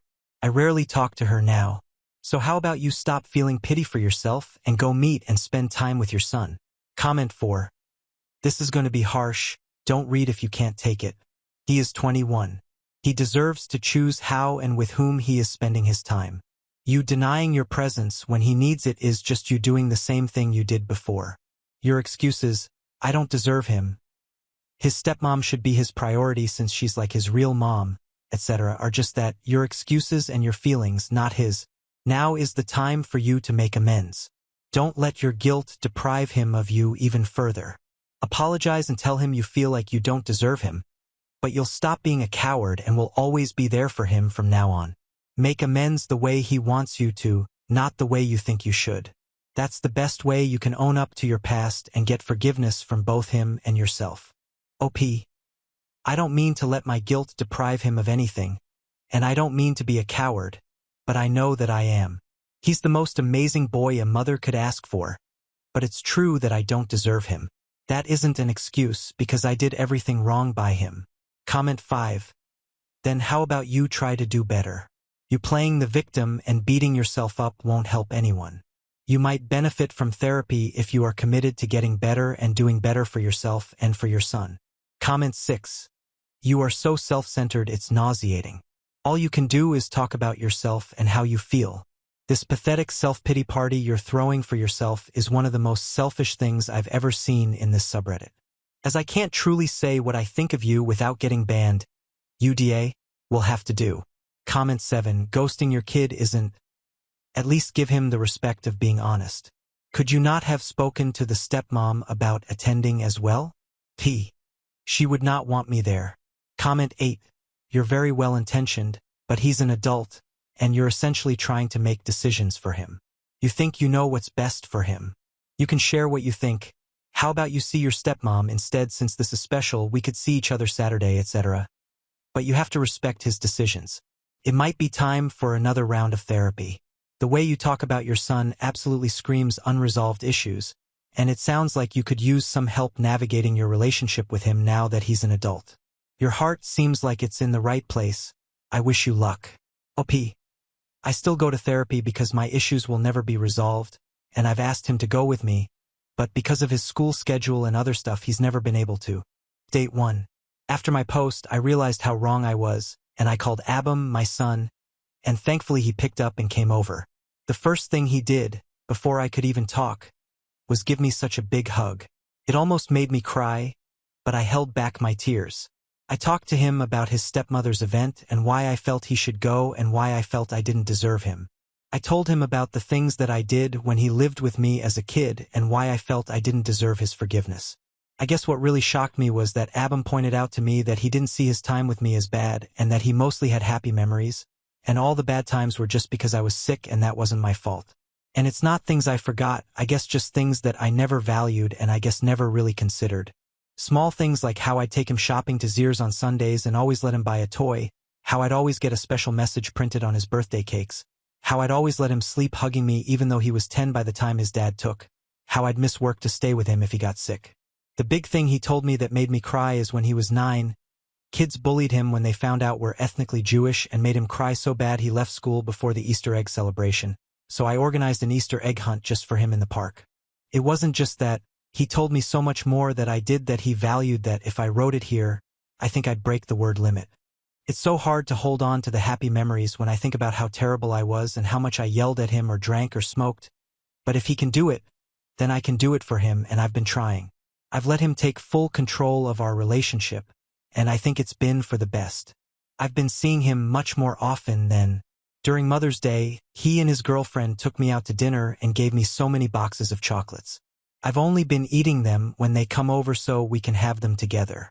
Even therapy has been going better since I did convince him to attend some sessions with me, and I think he's understanding what I went through when I got pregnant, but also how much respect I have for his stepmother. Plus, his girlfriend has started going to the gym with me. I love my son so much. He's the best thing that ever happened to me. He is everything that was ever good about me, and thankfully he got nothing that is bad with me. Maybe in another world where I didn't end up so damaged, I like to think I would have turned out just like him. He makes me so proud and so happy. I will try and never hurt him again and never be so selfish again. So thank you to everyone who convinced me to apologize and to all the other mothers out there.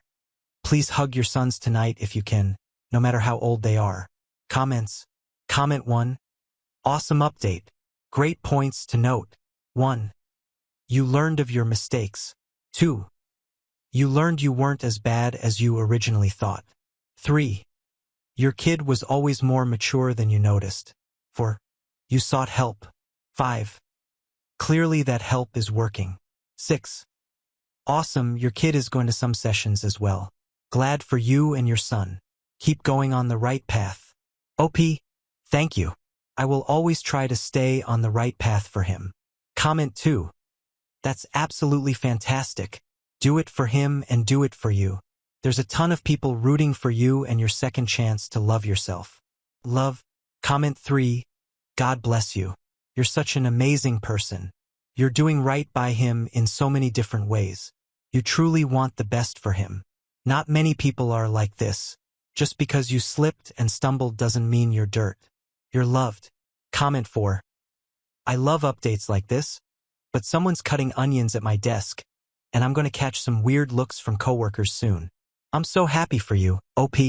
I know from experience that forgiving yourself is often way harder than forgiving everyone else, especially after struggles with addiction, but it is worth the fight to do so.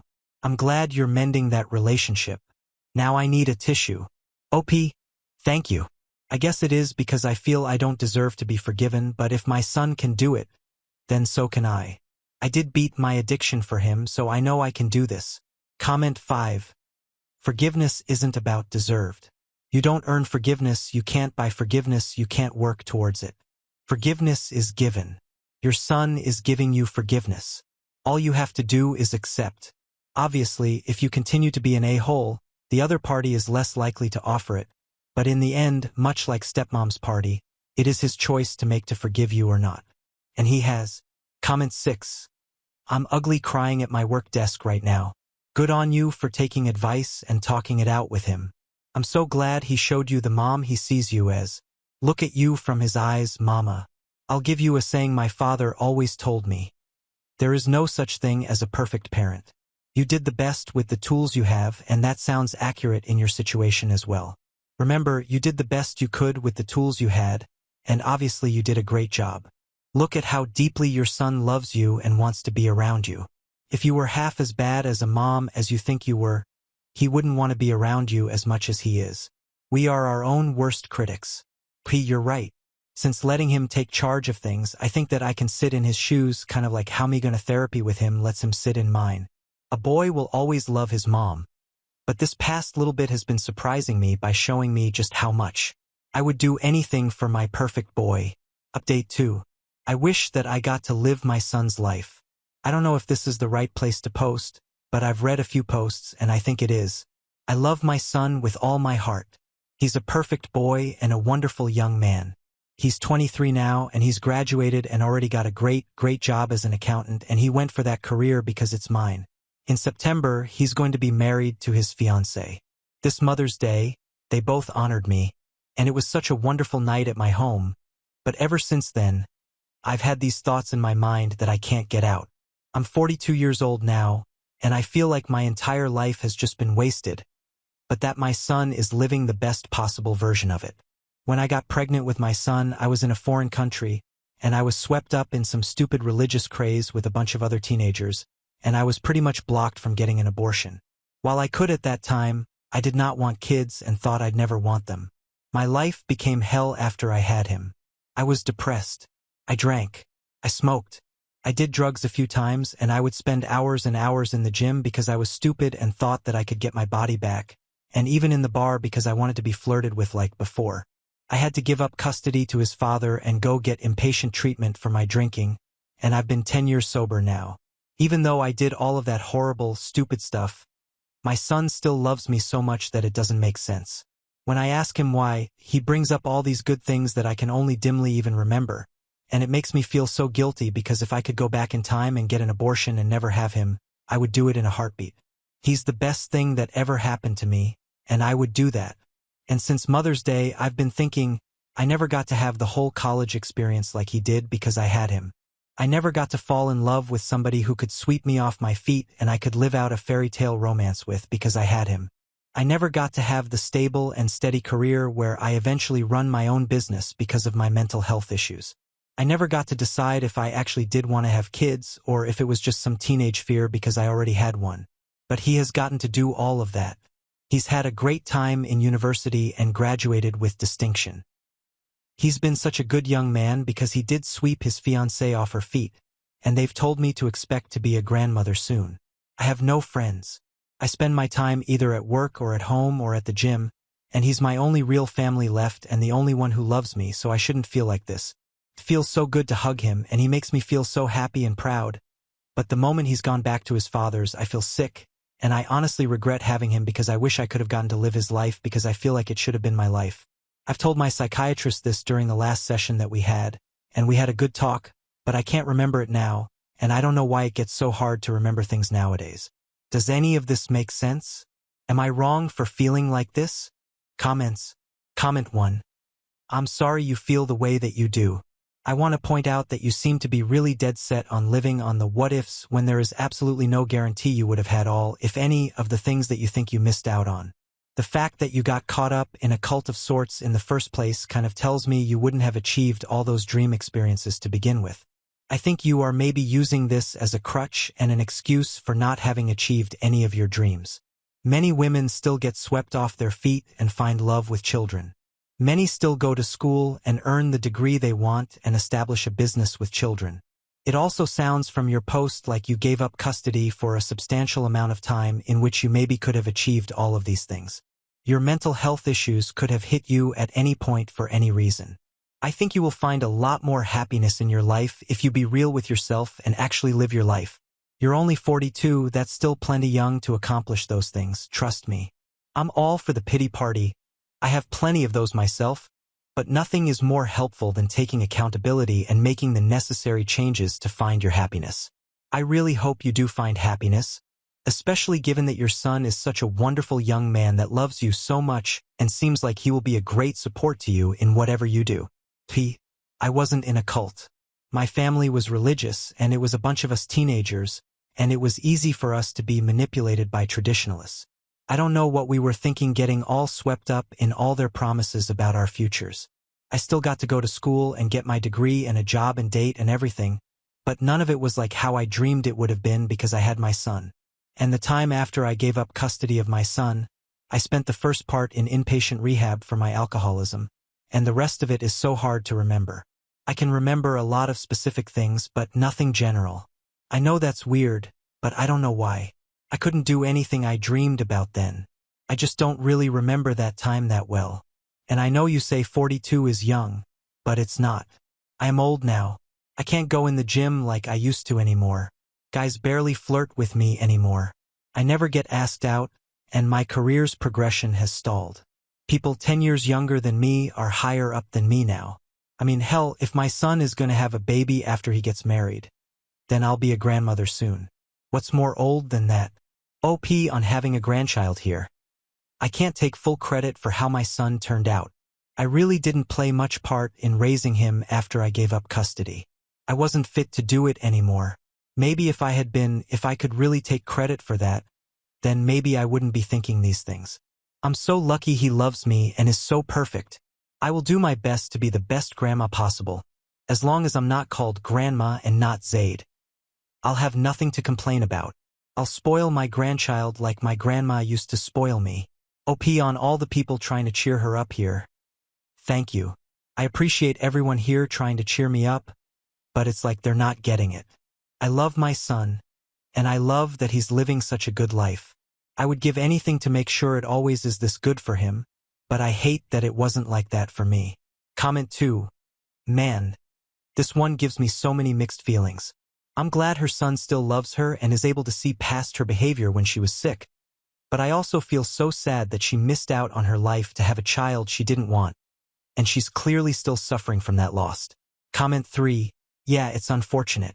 It seems that after 2 years since her original posts, she hasn't really gotten much better, and in some ways might have even gotten a little bit worse.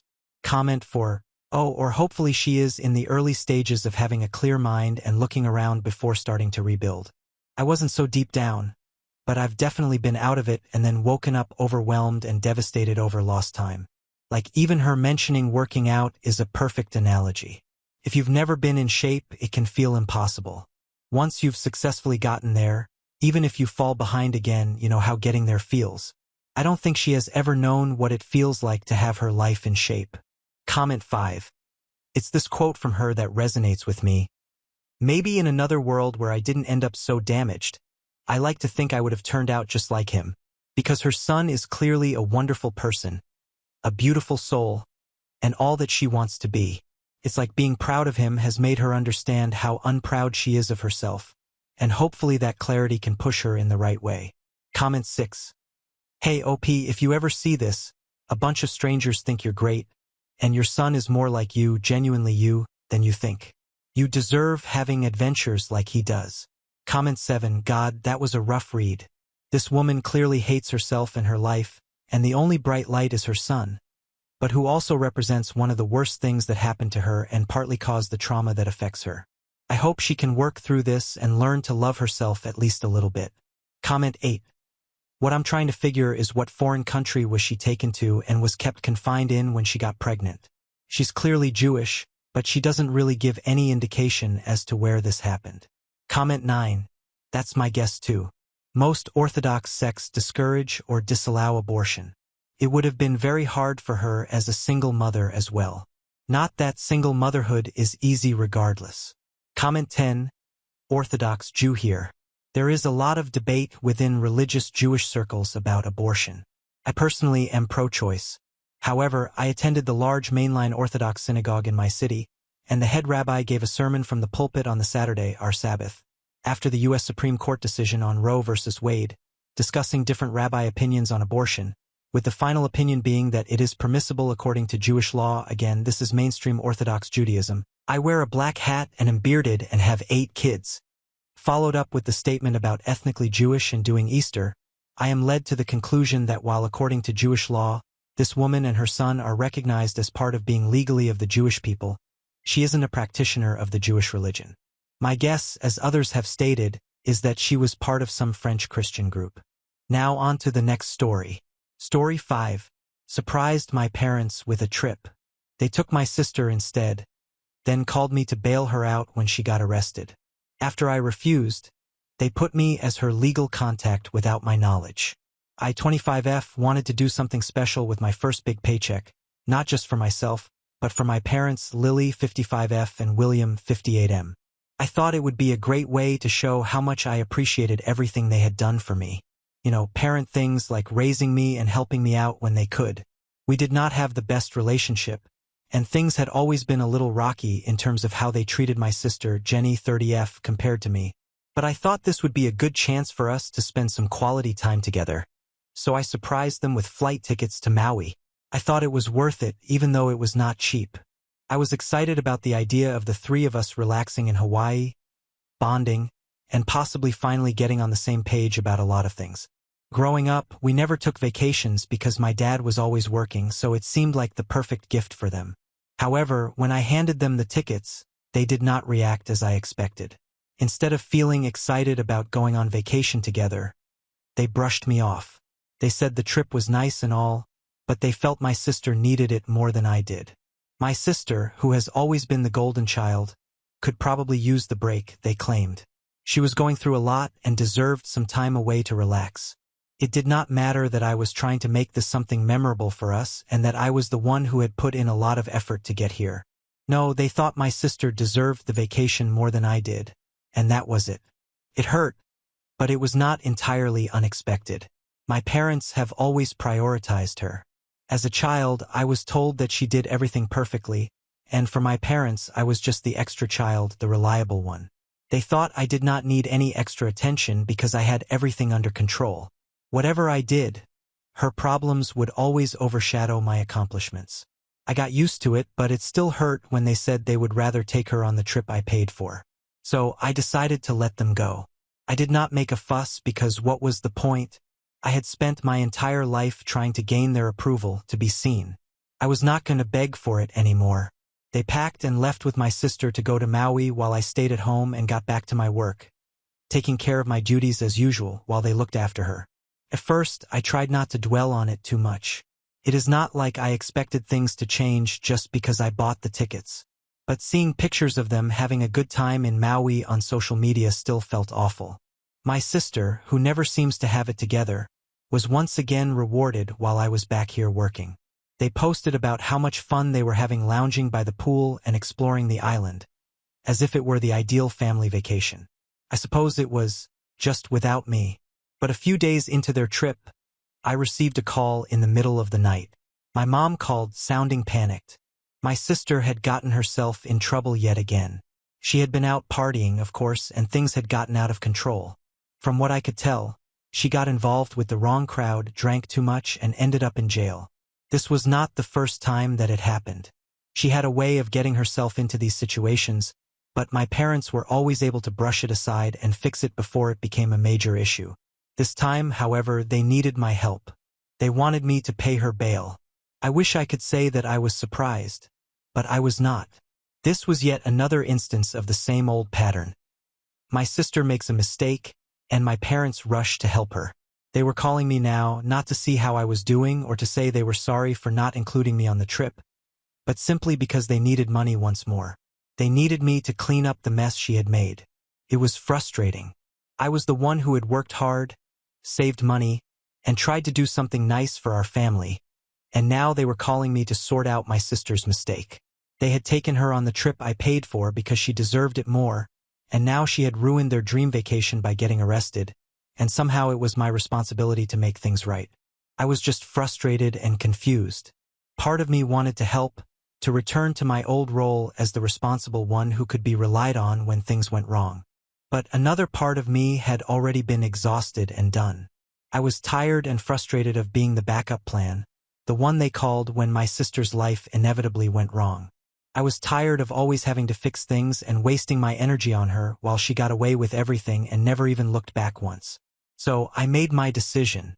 I was not going to pay her bail. I was not going to save the day this time. They had made their decision to take her on the trip instead of me. They could handle the consequences of their decision. It was not my responsibility to keep bailing her out. I was done playing that role. I was not going to let them guilt me into paying her way out of trouble, especially after everything that had happened. They had chosen her over me yet again, and now they were asking me to save her yet again, and I was over it. I am not sure how they handled the situation after that. I did not ask, and they did not tell me. They probably figured out how to get her out, exactly like they always do. But for once, it was not my problem. I did not feel bad saying no either. In fact, I experienced a strange sense of relief, as if a weight had been lifted from my shoulders, as if I was finally free from the responsibility my parents imposed on me when I was a kid. It was the first time in a long time that I had stood up for myself, drawn a line, and said that I was done. It is not that I was not concerned about my family. I was. But I had spent far too much of my life prioritizing their needs over mine, sacrificing my own well-being to keep the peace and be the good one. What did it get me? Not much. They still treated me as a secondary person, as if I were less important than my sister. And she is my older sister. She should have been the one taking care of me, but instead, I was the one always cleaning up her mess, all the time. Looking back, I am not sure I made the right decision. I did not pay her bail. I drew a line, and I finally stood up for myself after years of being ignored. But there is still a part of me that feels guilty, as if I should have helped just to keep the family together and played my part. Maybe I was too harsh, or maybe this was what was supposed to happen all along. I am not sure if my parents or sister will ever understand why I did what I did, or if it will only make things worse between us. But now I cannot help but wonder. Am I the asshole for refusing to bail out my sister after my parents ditched me for her on the vacation I paid for? Update 1. Hello guys. So my parents returned from their trip to Maui last month. Things between my family and me became even more complicated after the trip. I stayed at home, concentrating on work and attempting to distract myself from the whole situation. The first few days after their return were awkward. I was expecting a call or message from my parents or sister, but all I got was radio silence. It was weird, to be honest. Normally, they would contact me to tell me about their trip and how much fun they had, but now nothing. I saw posts on social media about their vacation and how much they loved the beach and the food. They were all happy in every photo, and I felt like a ghost watching from the sidelines. It stung to see my sister thrive while I was left behind, but I was trying to move on from the pain. I reminded myself that I had made the correct decision by not bailing her out. I could not be the one who always fixed things for her, especially since they chose her over me for the vacation. Then one evening, my mom texted me. All it had was a simple message that read, "Wish you were here," along with a photo of their trip that showed a sunset over the ocean. My heart sank slightly. It felt like they were attempting to get me back in their favor, but it also felt like they were acknowledging my absence without really understanding why I was not there. I did not respond immediately. I wanted to think about how to handle it. I eventually decided to reply. I told her that while I was glad they had a good time, I needed some space. I did not want to get caught up in their cycle of relying on me when things went wrong. My mom apologized extensively, claiming that they had no intention of hurting me and that taking Jenny on the trip was a last-minute decision. They felt she needed it more at the time, but I could tell she was attempting to fix things. My dad asked if they could come over for pizza. I did not want to, but he insisted, so I reluctantly accepted. They came over and my dad brought some pizza. It felt strange sitting there, eating as if nothing had happened, but we all pretended it was fine. I paid close attention to both of them, particularly my dad. He did not mention Jenny's situation or the bail. Instead, he tried to explain how beautiful Maui was and how relaxing it was for them. It seemed like a distraction, a way to avoid the real issues between us. Jenny stopped by a few days later. She appeared disorganized and tired, but she also had that, "I don't care about anything. The world revolves around me" vibe that always drew my parents in. I kept thinking about how she got through another mess while still having my parents' love and support. I expected her to say something about the trip or maybe even apologize for the trouble she caused. But instead, she started talking about the delicious food they ate and how she met some interesting people and hung out with so many boys while they were there. I just sat there, smiling and feeling terrible about myself.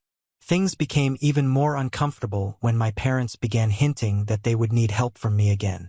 They mentioned Jenny's need to get back on track and asked me to help her find a therapist. It was as if they had completely overlooked what had just happened. They did not realize how exhausting it was for me to constantly be the one picking up the pieces. I felt as if I was being drawn back into that role where I had to be the responsible one. Eventually, I decided to have an honest conversation with them. I told them I was tired of always having to fix things for Jenny, and I needed them to understand how I felt. They seemed surprised. I think they assumed I would just go along with it, as I always did. My mom began to cry, saying she had no idea how much I was struggling and that she was sorry. My dad appeared uncomfortable. It was almost like he was lost and did not know what to say to make the situation better. My parents continued calling, which was all right, but they kept asking me to be a part of Jenny's life again. They wanted me to be the one to push her to get a job, help her find a therapist, or simply talk to her about making better decisions. Felt very unfair. I was done being the backup. I was not going to be the person who always came to the rescue. I could not take it anymore. I asked my parents to meet me for lunch last week, and I told them that while I cared about Jenny, I did not and could not look after her anymore.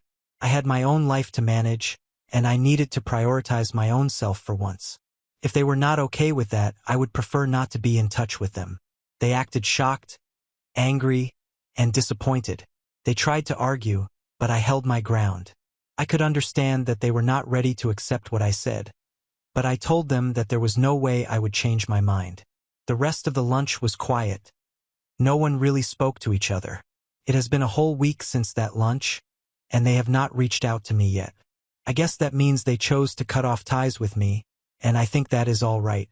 If it means that I will not be treated like a doormat anymore, then I will manage. Update 2. Hey guys. It has been 6 months since the last update. My mom recently contacted me. Around a month and a half back, I received a message from my mom. She was asking how I had been doing. I stared at the message for a while. I was not sure how to respond. Part of me wanted to ignore it to maintain the boundary I had set, but another part of me wondered if this was her way of reaching out, of attempting to make amends. So I responded, keeping it brief and neutral, something like, "I'm fine, just busy with work." She did not mention anything else. She did not mention Jenny even once. I figured maybe she really wanted to talk to me. Still felt a little weird, though. After that, Everything was quiet for a few days. I figured that was it, but then my dad called. I almost did not answer because I was worried it would be another attempt to drag me back into the same pattern. I answered, though, because I was curious and I wanted to know what he wanted to say. He did not directly mention Jenny, which surprised me. Instead, he wanted to know about what was happening to me, how things were going at work, and whether I was seeing someone or not. It felt strange, as if he was checking how much I would interact without pushing any buttons. But, of course, the act did not last that long. After a few minutes of small talk, he casually mentioned the real reason for the call. My parents were concerned about Jenny. They had no idea how to help her because she was spiraling yet again. She lost her job. She was out every night partying. She did not even make it back home on days. He was not looking for money this time, at least not yet, but he did want me to reach out to her. He hoped I could talk to her and make her realize that this is not how she should live her life, and she needs to get back on her feet. Funny that he said, get back on her feet, as if she was ever on her feet there. There it was, yet again, the same pattern. They expected me to step in and clean up her mess. I could feel the old frustration and anger rising, which I had tried hard to suppress. I told him as calmly as possible that I would not be getting involved. I made my position clear over that lunch, and I was not going to back down now. Jenny was 30 years old and on her own. I told him she needed to work things out for herself. He did not say much after that, except that he understood, but I could tell he did not. He never does. After the call, I had this strange feeling. It was not just that they were still attempting to drag me back into the same old dynamic, but I knew deep down that nothing had changed. I was caught up in their mess no matter how many boundaries I tried to set and how much space I tried to create. I could cut off contact completely, but that did not solve the guilt, the sense that I was somehow abandoning them. And to be honest, I wondered if I would ever truly be free of this cycle. Then, about a week later, Jenny texted me. That confused me even more. She has never reached out to me personally. She immediately asked if I could lend her some money. Just like that. There was no explanation. She was in a tough spot and required support. I expected it. I knew deep down that she was not going to change and that everything would return to how they were. But seeing it laid out so clearly, so shamelessly, made me feel terrible for her. I pitied her at that moment, I think. I did not respond. I could not. Instead, I just sat there wondering how it all came to be. It all simply went back around, even when I believed I had finally broken free and taken a stand. After a few days, my parents called again. This time things were worse. I was not interested in knowing the specifics, but Jenny ended up in some serious legal trouble involving unpaid bills and fraud. They were frantic and asked if I could help. It was not just about money anymore. They needed someone to step in, take responsibility again, and save her. Everything I had said and done to draw the line seemed to have been totally wiped out. And that is where we are now. I have not answered my parents' calls. I have been avoiding Jenny's texts while figuring out what to do next. Part of me wishes to cut them off entirely, but another part of me, the one that has been conditioned to take care of everything, is still attached to them. I really need some opinions. If anyone reading this has any advice to share, it would be helpful. Update 3. Hey guys, the last update was a few weeks ago, and it has been a roller coaster ride. I thought I would post an update because I honestly do not know how to process everything that has happened in the last few weeks. Just when I thought things could not get any more complicated, life came along and proved me wrong. So, after ignoring Jenny's texts and my parents' phone calls, I was in this weird uncertainty. I knew they would not just ignore it, but I could not bring myself to respond. The entire situation felt like quicksand. Every time I thought I had climbed out, something drew me back in. However, I experienced an unusual sense of peace for a few days. I was not dealing with her drama. I was not cleaning up Jenny's mess. It was almost as if I was free, but I knew deep down that it would not last. Several days after my last post, I received a call from an unknown number. I usually ignore them, but something told me I should respond to this one. It turned out to be one of Jenny's friends. Well, friend might be a bit of a stretch, more like someone she parties with. She called to inform me that Jenny was in trouble again. Apparently, she had gotten involved with some shady characters, and things had quickly gone wrong. I will not go into detail because honestly, I am still trying to make sense of it all myself, but let us just say it was not your typical "she needs help" scenario. Initially, I thought that this was not my problem. I stated unequivocally that I would not get involved. But as the conversation went on, I felt that familiar pull of responsibility creeping in. The friend was vague about what had happened, but she insisted Jenny was in danger and needed help. I felt conflicted. On the one hand, I did not want to be sucked back into Jenny's chaos. But what if she was truly in trouble this time? And what would happen if I did not make an effort to help? It is as if no matter how much space I try to create, that constant guilt never goes away. I told the friend I would think about it and we hung up. Then, unexpectedly, my dad called again. This time I responded. I am not sure why. Maybe I simply wanted to know how bad things had gotten. He was panicking and speaking quickly, and I could barely keep up. Jenny was apparently arrested again. She was in major legal trouble now that something about unpaid debts and fraud had caught up with her. They were obviously hoping that I could help, but they did not have the money to bail her out. I did not know what to say. My immediate reaction was, "No, not me. It is not my problem."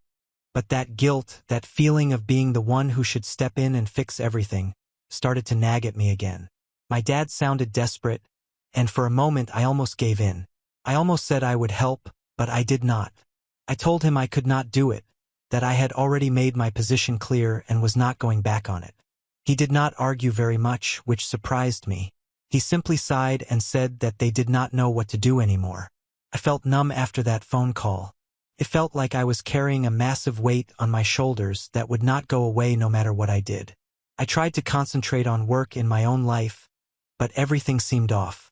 I could not shake the feeling that something bad was about to happen. And I was correct. A week later, a lawyer called me. I was on my parents' contact list for Jenny's legal matters. I did not even know about it. The lawyer wanted to speak with me about options for helping her. Jenny apparently had built up quite a bit of debt and was being sued for fraud by a few people. I have no idea how she got into such trouble, but I was not surprised. What surprised me was that my parents had legally forced me into it without my knowledge. I felt betrayed but also trapped. I already told them I was not going to get involved, but now I am being forced to. The lawyer explained that because I was listed as a contact, I might be responsible for helping her in resolving issues, especially if she could not represent herself. How has it made it this far, and why was I always the one they went to even though I had made it clear I wanted out? I informed the lawyer that I needed time to think. That is the current situation. Since then, I have not spoken to my parents. I feel stuck. I keep asking myself, what if this time is different? What if she is in serious trouble, and I am just sitting here doing nothing? However, I have been down this road before. I do not know what to do. I am trapped in an endless cycle of guilt, frustration, and responsibility, and I do not know how to break free. It is as if no matter how many times I say I am finished, I am never truly done. Something always draws me back in, whether it is my parents, Jenny, or my own sense of obligation. I am still trying to figure everything out. Update 4. Hello everyone. I figured it was time for another update. A lot has happened since my last update, and I finally have some answers. It has been a difficult few weeks, but things have settled down a little, and I am in a better mental state now. I thought I would share where things stand. Following the lawyer's call, I spent the next few days contemplating what to do. I knew I needed to decide, but every time I tried, that little voice of guilt crept back in and made me doubt everything. It was exhausting. I could not sleep well and could not focus at work. It was like a dark cloud hanging over me, and I could not shake it no matter how hard I tried. But then something happened, and everything changed. I received another call from the lawyer, this time with a completely different tone. Jenny appeared to have managed to avoid the worst of the legal trouble. She had reached an agreement with the people suing her, and while she still had a lot of debt to pay off, she was not going to jail or anything. I was shocked. I am not sure how she did it. Maybe my parents helped her behind the scenes, or she had some money hidden away that no one knew about. But the point is, she was not in as much immediate danger as I thought. That phone call felt like a huge weight lifted off my shoulders. Suddenly, the pressure was not as intense. I was not dragged into a life-threatening situation. Jenny was still in a mess, but it was hers to deal with, not mine. For the first time in weeks, I felt able to breathe again. After that, I began to think more clearly. I realized that no matter how much I loved my family, I could not keep putting myself in situations that were affecting my mental health. Jenny had always found a way to survive, even if it required making risky decisions. My parents, despite their constant requests for help, supported her behavior. They were not doing her any favors by bailing her out repeatedly, and they were not doing me any favors by attempting to force me into it. So what I ended up doing was calling my parents and having a long, calm conversation with them. I told them I loved them, but I could not keep being the person who fixed everything. I explained that I needed to take a break and prioritize my own life for a while. I made it clear that I was not cutting them off completely, but I was not going to get involved in Jenny's problems any longer. They were surprisingly understanding. I believe they realized they had been asking too much from me for too long. I did not contact Jenny directly, but I did send her a short text message. I told her I hoped she was fine and was relieved she had resolved her legal issues. I also told her that I could not help her financially or emotionally anymore, but I wished her all the best. I did not get a response, and I am fine with that. I do not need her validation or approval. I just needed to clarify my position and move on. Things have calmed down since then.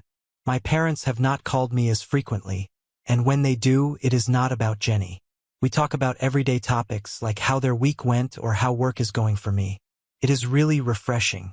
I believe we are finally beginning to have a relationship that is not centered on drama and crisis management. Of course, I am not dumb. I am aware that things may flare up again. My parents always try to drag me into helping Jenny out of trouble because she tends to get into trouble herself. But now I am more confident in my ability to deal with it. I know what my boundaries are, and I am not afraid to enforce them. So I suppose my lesson from all of this is that I have finally found some balance. It was not easy, but I have gotten to the point where I can care for my family without letting their problems control my life. It is still a work in progress, and there will undoubtedly be setbacks, but for the first time in a long time, I feel in control. Now on to the next story. Story 6. MIL changed my cake message to cheers to 365 days of gold digging, took photos of my reaction, then got mad when I revealed how she faked a problem to ruin her husband's vaki. I will try to keep this as straightforward as possible. From the moment I met my mother-in-law, it was obvious that she had an issue with me. It wasn't just a matter of us not getting along or having different personalities. It was as if she instantly saw me as a threat. For reasons I still can't fully understand, she seemed to view me as some kind of competition when it came to her son, almost like she was worried that my presence would diminish her role in his life. Rather than just letting things be, she would constantly try to put me down in subtle and sometimes not so subtle ways. It became clear early on that she had a problem with me, and it wasn't going away. Now, if you're wondering why I went ahead and married my husband if his mother was such a nuisance in my life, well, it's because Cain has always stood up for me. Every time his mother has tried to belittle or insult me, he's been right there, firmly on my side, telling her to stop. It's one of the reasons I felt confident moving forward with our relationship, even with her negativity hanging over us. He's never let her get away with her hurtful behavior, and he always makes it clear that we're a team. My mother-in-law resents me even more because of this. The fact that her son doesn't allow her to undermine me seems to add fuel to the fire.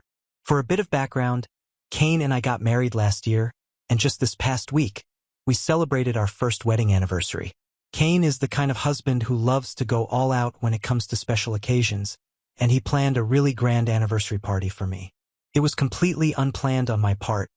I didn't expect such a big celebration, but Cain had decided to invite all our friends and family, making sure it was going to be a memorable event. On the actual day of the anniversary, everything seemed to be going perfectly. However, there was a small hiccup. We received word that there had been a logistics issue with the cake, and it couldn't be delivered to the venue. Instead, it had to be picked up in person. The bakery was located pretty far away, and while Cain could have gone to get it himself, we didn't want him to be away for that long, since he had worked so hard to plan the party and wanted to stay to greet guests. So, we decided to reach out to our family in a group text, asking if anyone would be willing to pick up the cake for us. We were even prepared to compensate them for their trouble, since the bakery was quite a distance from where we were hosting the party. My mother-in-law surprisingly volunteered to help. She assured us that she would take care of it and that she'd make sure to bring the cake to the party safely. Given the history between us, I was a little taken aback by her offer, but I appreciated her stepping in. When the time came and the party was in full swing, my MIL arrived with the cake. She placed it on the table, and since everything seemed to be running smoothly at the time, neither Kane nor I thought to check the cake right away. We were caught up in greeting guests, mingling, and just enjoying the celebration. We simply trusted that the cake was in good condition, as my MIL had promised. When it was finally time for us to cut the cake, my mother-in-law seemed unusually eager to take part in the moment. She excitedly told everyone that she wanted to unveil the cake herself, which I found odd but didn't think much of. However, what followed left me speechless. She revealed the cake, and written across it in bold, mocking letters were the words, "Cheers to 365 days of gold digging." Kane and I were completely stunned. We just stared at the cake, confused and unsure if we were reading it right. The room, which had been filled with smiles and laughter just moments before, suddenly fell silent. Everyone else was equally shocked, their expressions changing from excitement to discomfort as they saw the cruel message. Without missing a beat, my MAL whipped out her phone and immediately took a picture of our faces, as if she had been waiting for this exact moment. She then burst out laughing, completely unfazed by the tension she had just created. Kane, visibly upset, asked her what the hell she was doing. I could see the anger rising in him as he tried to comprehend how his own mother could find this situation funny.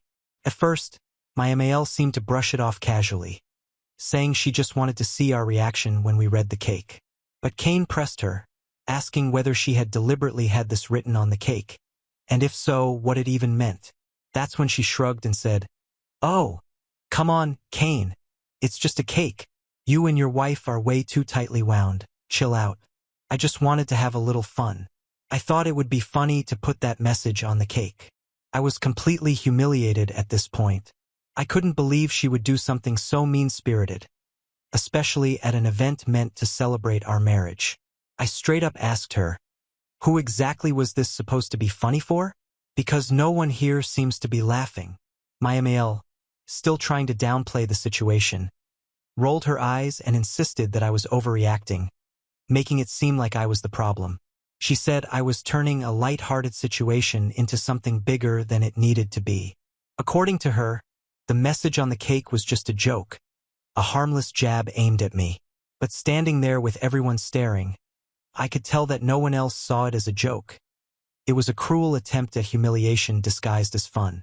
My husband, clearly furious but trying to remain calm, turned to his mother and asked her, "Why would you do something so hurtful?"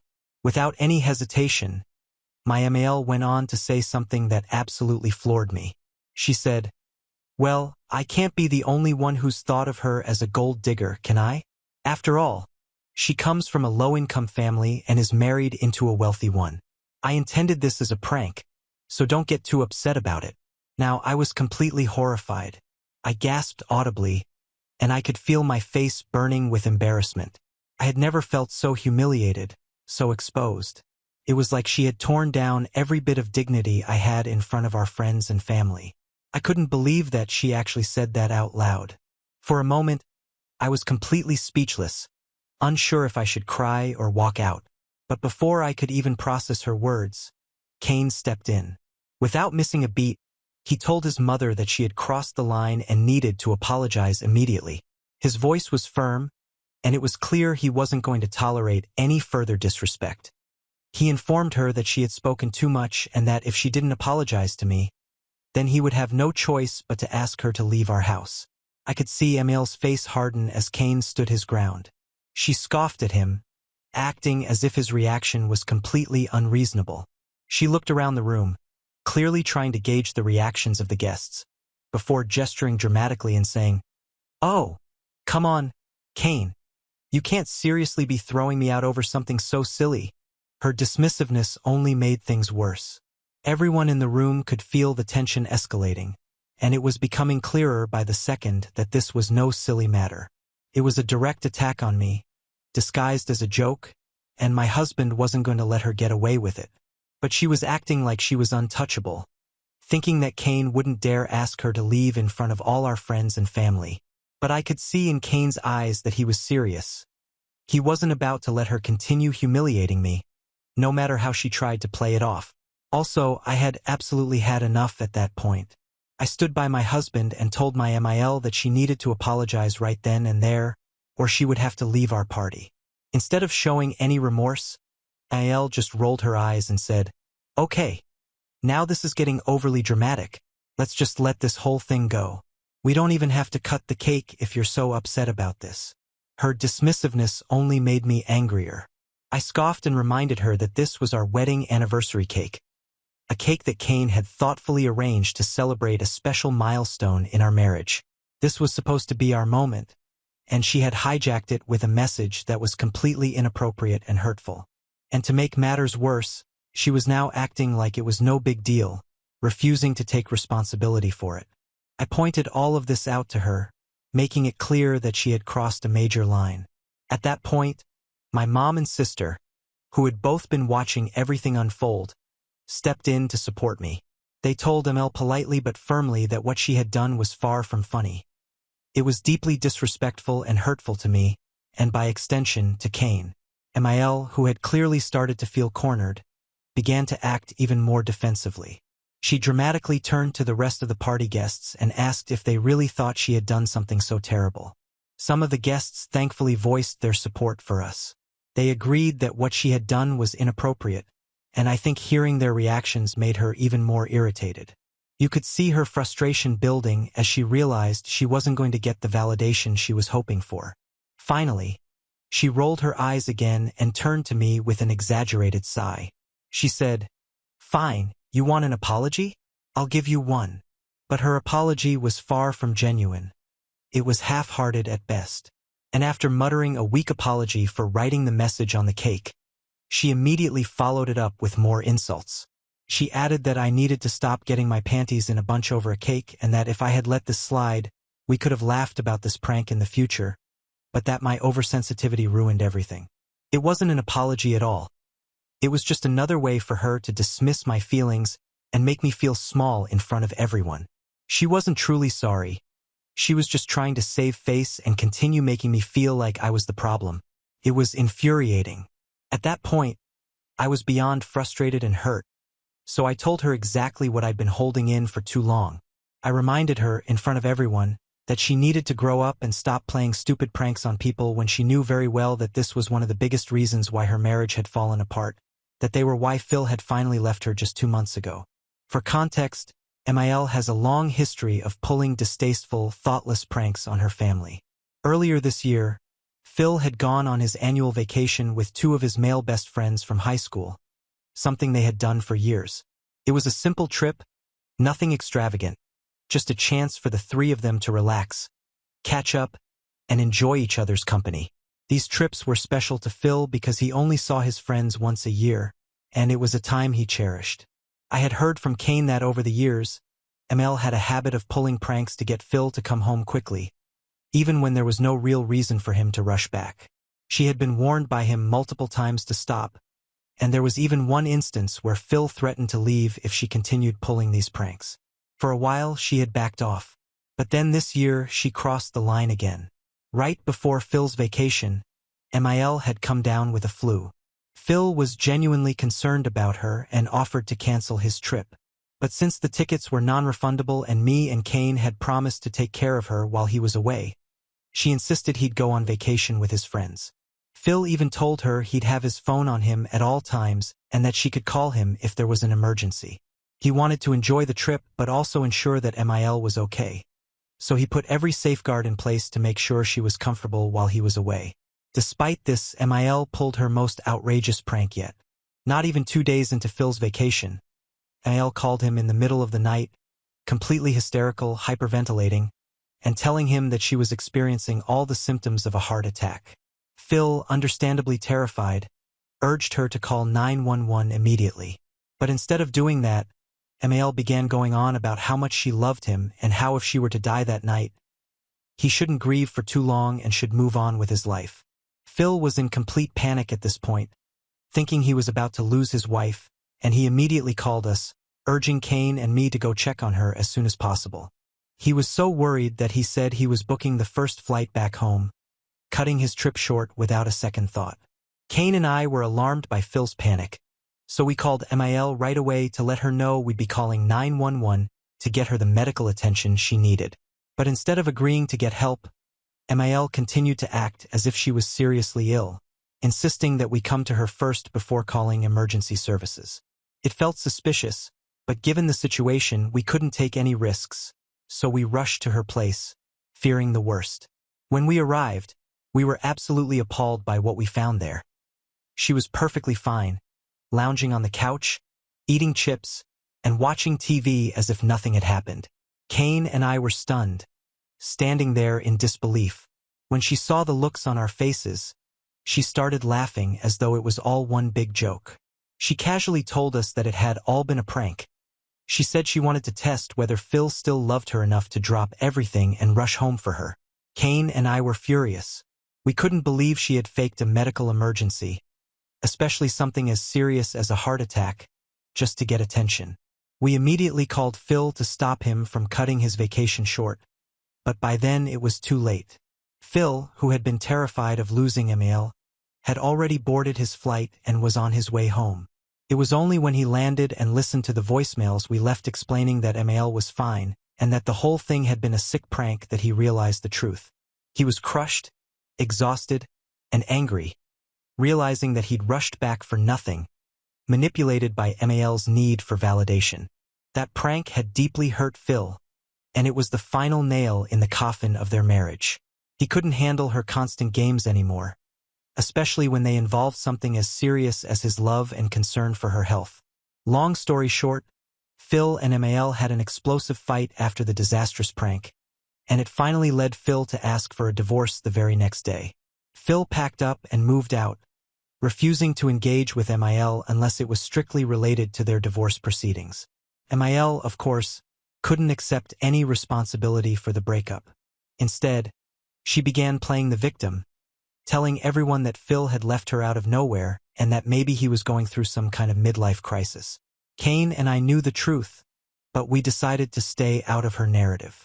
This wasn't our fight, and frankly, we had enough on our plates without getting involved in their divorce drama. However, now that Mal had publicly humiliated me at our anniversary party, I had finally reached my breaking point. I thought it was time someone stood up to her and taught her a lesson, so I didn't hold back. I told her in front of everyone that it was obvious she hadn't learned her lesson after Phil left her. I reminded Mal of how her thoughtless pranks had literally driven her husband away. She stood there stunned as I laid it all out. I told her that this wasn't just about a cake with a hurtful message. It was about her complete lack of respect for other people's feelings. She had ruined her own marriage because of this, and now she was trying to ruin my anniversary with the same kind of cruelty. She had continued to be a nuisance, playing the same childish games that had ruined her own marriage. I said flat out that she was acting like an immature child and needed to grow up. The room went completely silent after I said that. Mal spluttered in embarrassment, and for once, she didn't have a snarky comeback. I think hearing the truth about her own actions and being confronted with the consequences of her behavior in front of everyone hit her harder than she expected. She gestured to me to stop, but I wasn't about to let her off the hook. I told her that if she insisted on behaving like a child, then she needed to be punished like one. I went on to say that if she didn't change her ways, I would cut off all contact with her and that I would make sure our future children would have nothing to do with her either. Hearing this, I could see some of the guests around us stifling laughter as I talked to her like I would berate a child, which only seemed to infuriate Amel even more. Her face turned red with anger as she realized that not only had she lost control of the situation, but she had become the object of ridicule. She glared at me with daggers in her eyes, clearly seething. She then turned on her heels and stormed out of the party without another word. Watching her leave felt like a small victory, but it also left me thinking that maybe this wasn't over. Mael had been put in her place, but knowing her, this wouldn't be the last time she tried to stir up trouble. However, for the moment, Kane and I had stood our ground, and that was what mattered. We were a team and had not let her bully us. Suffice it to say, not a single person at the party came to defend Mil after she left. In fact, everyone felt like she got exactly what she deserved. People saw her for who she truly was, and it was clear that her actions had crossed a line. Kane threw away the cake, and we continued on with our celebration without a second thought about Mil. However, since that party, Mil has been calling me nonstop, demanding that I apologize to her for humiliating her in front of everyone. She's even gone so far as to threaten that if I don't, she is going to sue me for defamation. Since now the story has gotten around and people have been calling her out for lying to them about why she and Phil are getting a divorce. She says I had no right to share such private information about her life and that she is disgusted by me. Honestly, it's laughable. She has no grounds to stand on, and it's clear that this is just another one of her desperate attempts to flip the narrative and make herself the victim once again. I've spoken the truth, and the truth is not defamation. She humiliated herself by pulling that cruel stunt, and now she's scrambling to save face. Kane and I both know there's no legal basis for her threat, and frankly, I'm not about to let her scare me into backing down. But I'm done playing her games. If she wants to make this a legal battle, she'll only end up embarrassing herself further. But I doubt it will go that far. This is just another one of her attempts to bully and manipulate, and it's not going to work this time. ITA for calling out my Mil after she tried to play a prank on me? Update 1. To answer some of your questions. First of all, yes, Mil has a history of pulling pranks on us, even before this latest disaster. One example that really sticks out is what she did on our wedding day. While I was getting my hair and makeup done, Mil actually stole my wedding dress and hid it somewhere. I didn't realize it at first, but as the clock was ticking closer to the ceremony and I still hadn't put the dress on, I started to panic. I was in full-on crisis mode, frantically looking for the dress. It wasn't until I had a mini meltdown that she finally returned my dress, laughing at me as if it was the most hilarious joke. At the time, I remember thinking it was incredibly odd and cruel, especially on such an important day, to play such a prank on me. But then I chalked it up to Mil just being her strange, insensitive self. After all, she and I weren't particularly close, so I figured this was just how she operated. Though looking back, I can't believe I let it slide. I genuinely thought she might change after Phil left her. I assumed that going through such a painful experience would make her reflect on her behavior and maybe mature a little, but clearly, I was wrong. Despite everything that's happened, Mil is still the same. She hasn't learned anything from the fallout of her marriage, and she continues to treat serious situations like opportunities for her twisted fun. Secondly, if Mil had put something else on the cake, I might have brushed it off as a poorly thought-out prank. But the fact that she chose to write gold digger was beyond inappropriate. It struck a nerve because it's not just an insult. It's an attack on my character and my relationship with Kane. Sure, Kane is wealthier than I am, but that doesn't mean I entrapped him into marrying me just because he has more money than me. We dated for a long time before we made the decision to get married, and our relationship is built on love and mutual respect, not on any financial gain. I love Kane for who he is as a person, not for what he can provide for me. To have Mil imply otherwise was not only disrespectful but also deeply hurtful. It shows just how out of touch she is and how sick her sense of humor has become. She's clearly so wrapped up in her own insecurities and twisted worldview that she thinks it's acceptable to make such a hurtful joke at my expense, especially on a day meant to celebrate our love. After this latest incident, I genuinely believe something is wrong with her. Her inability to recognize the severity of her actions and the impact they have on others is alarming. I think she really needs to get herself checked, both for her own sake and for the sake of her relationships. If she continues down this path, she's going to alienate everyone around her. Update 2. Kane had a serious conversation with his mother after she threatened to sue me. He made it clear that there was absolutely no way I would be apologizing to her for what happened. When he told her that, she threw an absolute fit. It was almost as if she thought he'd back down or somehow come to her defense. But Kane stood firm. He told her she could be as angry as she wanted with him, but she could never direct any of that anger toward me again. That's when she tried to play the victim card, claiming that I had hurt her feelings and that, as her son, he should be supporting her.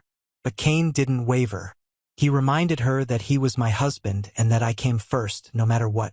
He wasn't going to allow her to manipulate the situation or twist the narrative to paint herself as the victim. Clearly furious, Amiel disconnected the call without saying another word. A short while later, she sent him a long text message that dripped with drama. In it, she lamented how she gave birth to him and sacrificed herself to bring him into this world. She claimed that despite all she had done for him, he continued to disrespect her. It was exhausting to read, as it reeked of guilt-tripping and manipulation. After he didn't respond to her message, she left me several voicemails claiming I was alienating her son during such a difficult time in her life. She insisted that all I needed to do was stay quiet about the prank she pulled. Once again, she accused me of being a gold digger, suggesting that this had been my plan all along to separate Cain from his family so I could have him all to myself. She threatened that she is eventually going to expose me for who I truly am. Honestly, at this point, she sounds bonkers. Both Cain and I realized that her refusal to acknowledge her own behavior and her attempts to manipulate us is just further evidence of how toxic this whole situation has become.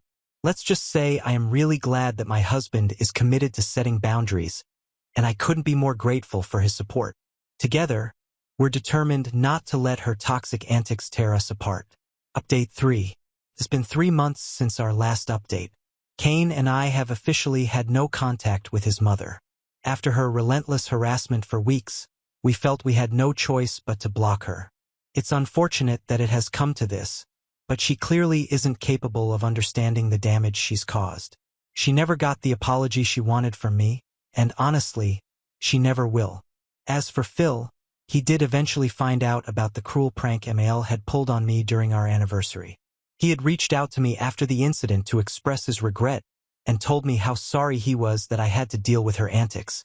He shared that she had pulled similar stunts on him multiple times throughout their marriage, which is ultimately what broke down their marriage. Hearing this from him felt both validating and heartbreaking.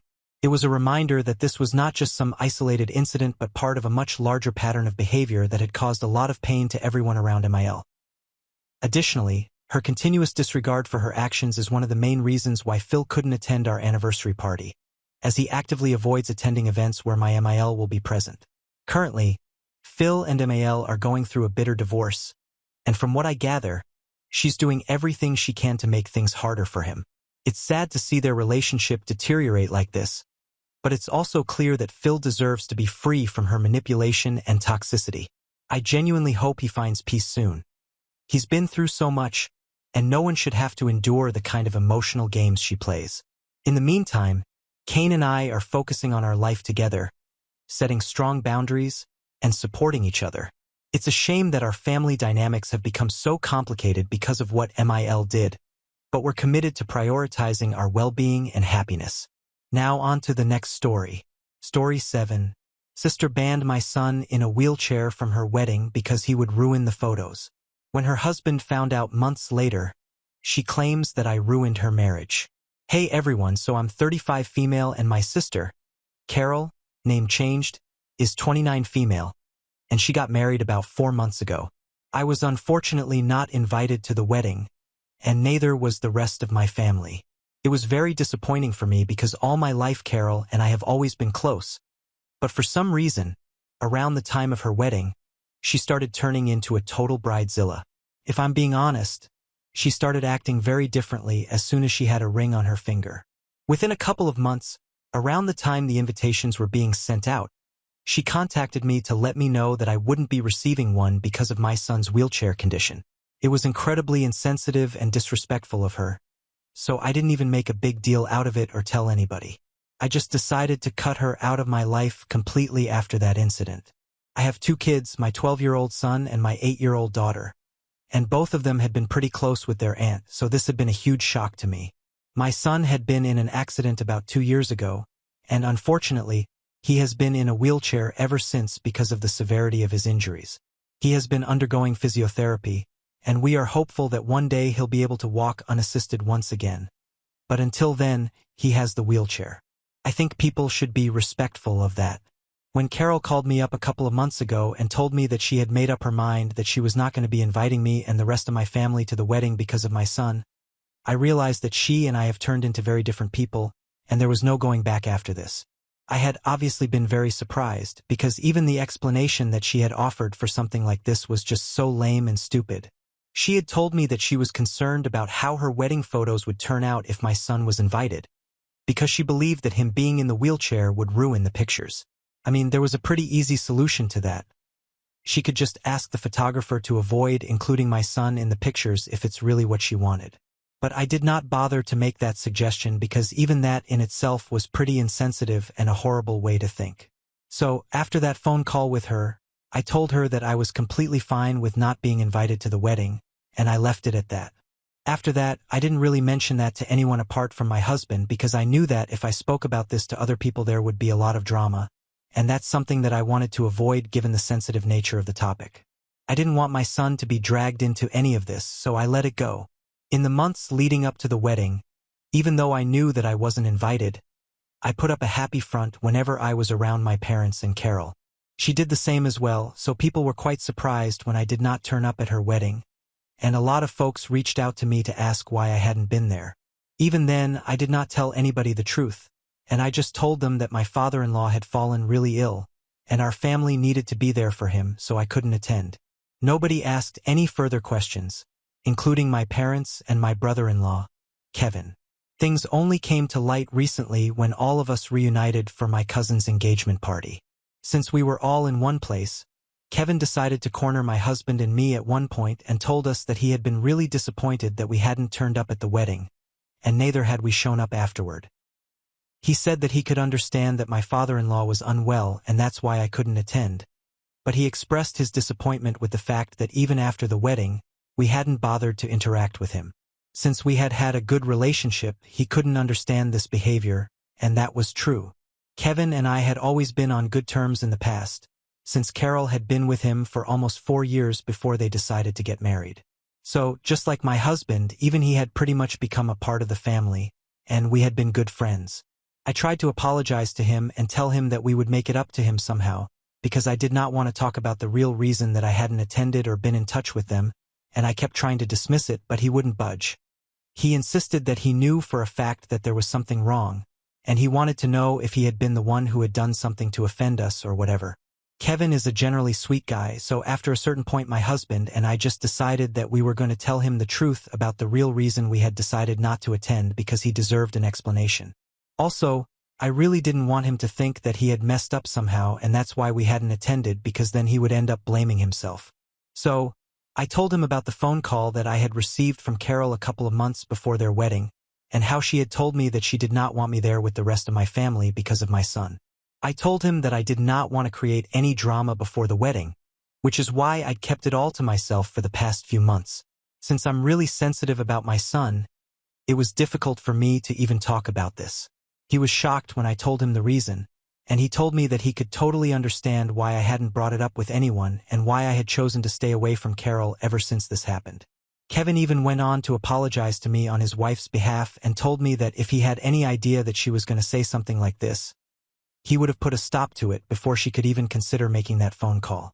He was extremely apologetic about the whole thing, and for the rest of the party, I could see that Carol was shooting me dirty looks because the entire time after our conversation Kevin was sitting with me and my husband and ignoring her. He was by our side the entire time, and I could tell that he was very disturbed by what he had just learned. I don't even blame him. Even I would be really horrified if I had found out that my partner had been acting this way with their own sister. Anyway, after the party was over, all of us headed home, and I really didn't think that I would have to discuss this again so soon, but here we are. Yesterday, almost 3 days after the party, my parents called me and told me that they had found out the real reason why I hadn't attended my sister's wedding and said that they did not want to get involved in this. But they just wanted to warn me that Carol was extremely upset because ever since I told Kevin the truth, he has been insisting that she go for therapy because he believes that she is extremely cruel and heartless. They have been fighting nonstop because Carol thinks that she did the right thing because otherwise her wedding would have been a bust, which is just a really stupid thing to think, and I'm definitely with Kevin on this. I do agree that she's really cruel. My parents said that they did not want to take any sides, but they just wanted me to know that she was blaming me for sabotaging her wedding by telling Kevin what had happened all those months ago and trying to turn him against me just to get revenge. I personally think that it's ridiculous that she's blaming me, and my parents did say that they did not want to take any sides at least 4 or 5 times starting our conversation, but for some reason, it does feel like they agree with Carol, and that's why they had called me to tell me about how she was feeling in the first place. I have spoken to my husband about it, and he doesn't think that I have anything to feel sorry about, but I just want to get a second opinion. Am I wrong for telling my sister's husband the real reason why I hadn't attended their wedding and throwing her under the bus? Update 1. Hey, so I decided to talk to my parents about this situation in general because it was really bugging me that they had tried so hard to make it seem like they were not going to, and yet in spite of that they had made it a point to reach out to me and tell me about what Carol was going through. Even though they really didn't have to do that, if Carol had wanted me to know, she could have just reached out to me herself and we would have dealt with it amongst ourselves. If my parents did not want to get involved, they could have just chosen not to get involved at all. I don't know why, but it just felt like a tactic to make me feel guilty for telling Kevin the truth and creating trouble in their marriage. So, I decided to ask them about their intentions and just confront them because I needed to know what was going on. So I visited them earlier today, and I told them what had been going on in my mind. Initially, they denied everything, and they just told me that they did not want their 2 daughters to be fighting, so they just thought that they would tell me what was going on with Carol, and maybe I would take the initiative to sort it out. That was also very confusing because if they really wanted somebody to take the initiative to sort it out or whatever, it meant that they were indirectly getting involved, and they could have told Carol to try and talk to me instead of coming to me themselves.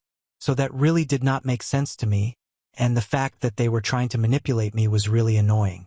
So, I told them to be honest with me because I'm not a fool and I could figure out what they were thinking. After that, my parents decided that they were going to be honest and told me that a part of them did believe that it was kind of my fault for telling Kevin the truth because I really did not have any reason to do so. Months have passed since that incident, and everyone is over it now, so I had no reason to dig it all back up and create trouble in her otherwise happy marriage just to get back at her. I found that very offensive because honestly, I had no such intention of creating trouble in her marriage or whatever. I was not going to gain anything from doing something like that, and it was insulting that my parents also thought that I was trying to do that. I didn't mind that Carol was trying to make it look like that because obviously, she was the one who had created the situation, so she was going to do whatever it took to make herself look like the victim. So I expected this from her, but not from my parents, especially after they kept harping on about how they did not want to pick sides. I got really upset and I told my parents that if this was what they thought of me, it was very obvious that they were on Carol's side and not on mine.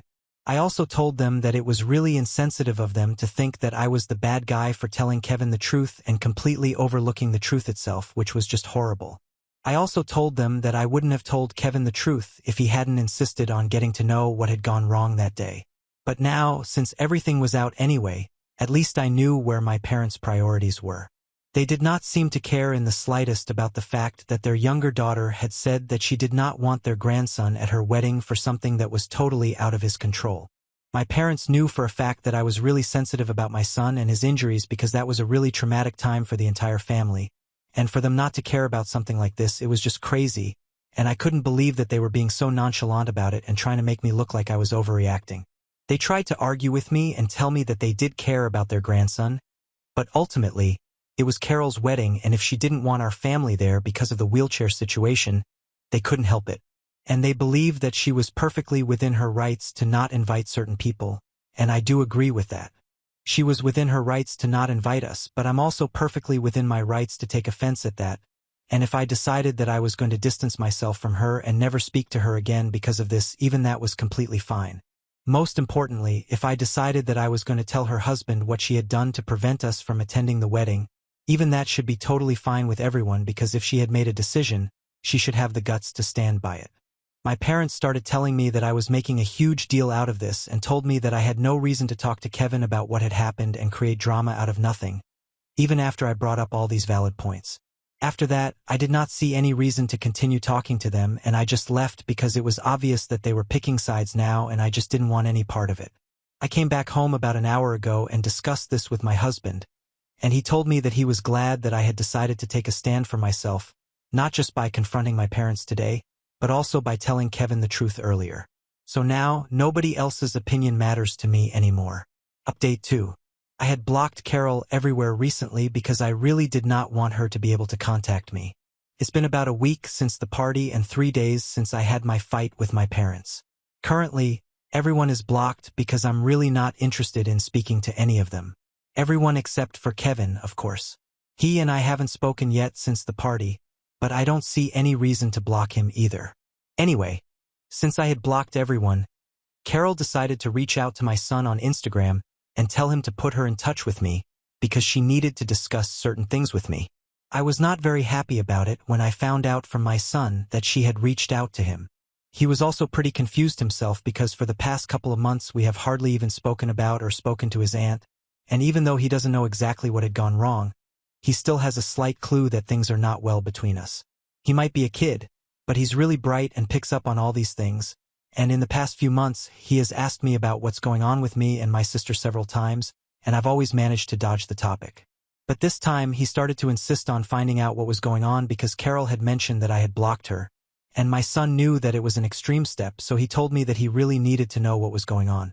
At first, I thought that I wasn't going to tell him, but then I decided not to keep any secrets from him. So, I told him about the real reason that we had skipped his aunt's wedding, and I knew that it would hurt him, but I couldn't hide things like this from him forever. I was also kind of afraid that if I didn't tell him, he might have found out some other way because even if they can't get to me, they can still get to my son.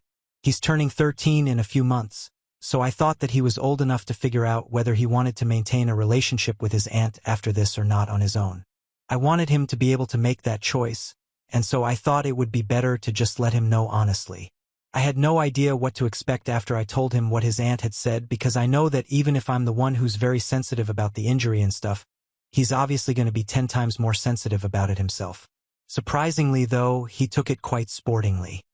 He told me that he was really thankful that I had kept this information from him for such a long time, even though he kept insisting on finding out, and he also thanked me for letting him know at this point since the curiosity of the entire situation had kind of been getting on his nerves.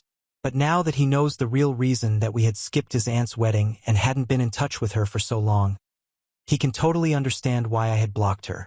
I obviously tried my best to make sure that he was fine because I did not want him to feel like he was being rejected by his family, and I even had a lot of second thoughts about telling him in the first place because I felt like I had burdened him with this unnecessary information. But the more that I spoke to him, the more I realized that my son was a lot more mature than I thought, and he told me that eventually he definitely would have found out somehow because this fallout seems like something the family isn't going to be easily able to move on from. He also told me that maybe other children in his position wouldn't have liked to hear something like this, but he preferred honesty because he has dealt with enough trauma for a lifetime. So far, this kind of petty behavior doesn't really faze him anymore. Hearing him talk about this and putting on such a brave face, even though I knew for a fact that him and Carol used to get along earlier, made me really happy because I knew that my husband and I had raised him right. So, I'm honestly very glad that I decided to be honest and transparent with him at this point.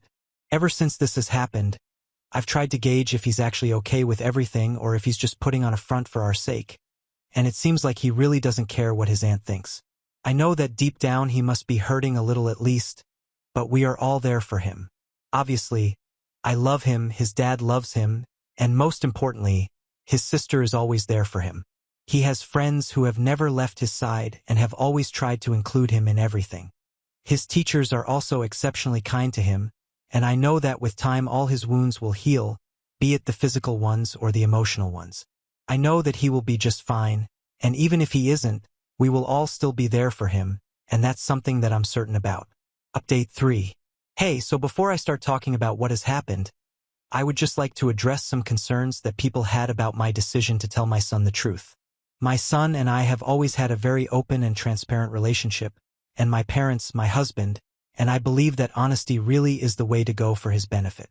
I had tried my best to hide the truth from him for a really long time because I didn't want to hurt him, but now that he had insisted upon it, I felt obliged to tell him because even if he hadn't found out from us, he might have spoken to his grandparents or whatever, and eventually things like this do tend to come out in ugly ways, and it would have been much worse if Carol herself had decided to tell him.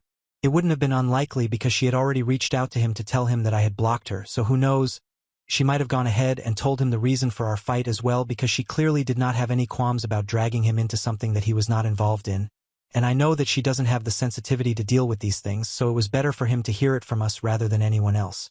I stand by the decision that I have made, and as long as my family is fine with it, I think it's okay to have dealt with it the way that I chose to. Anyway, now coming to what happened with Carol this evening.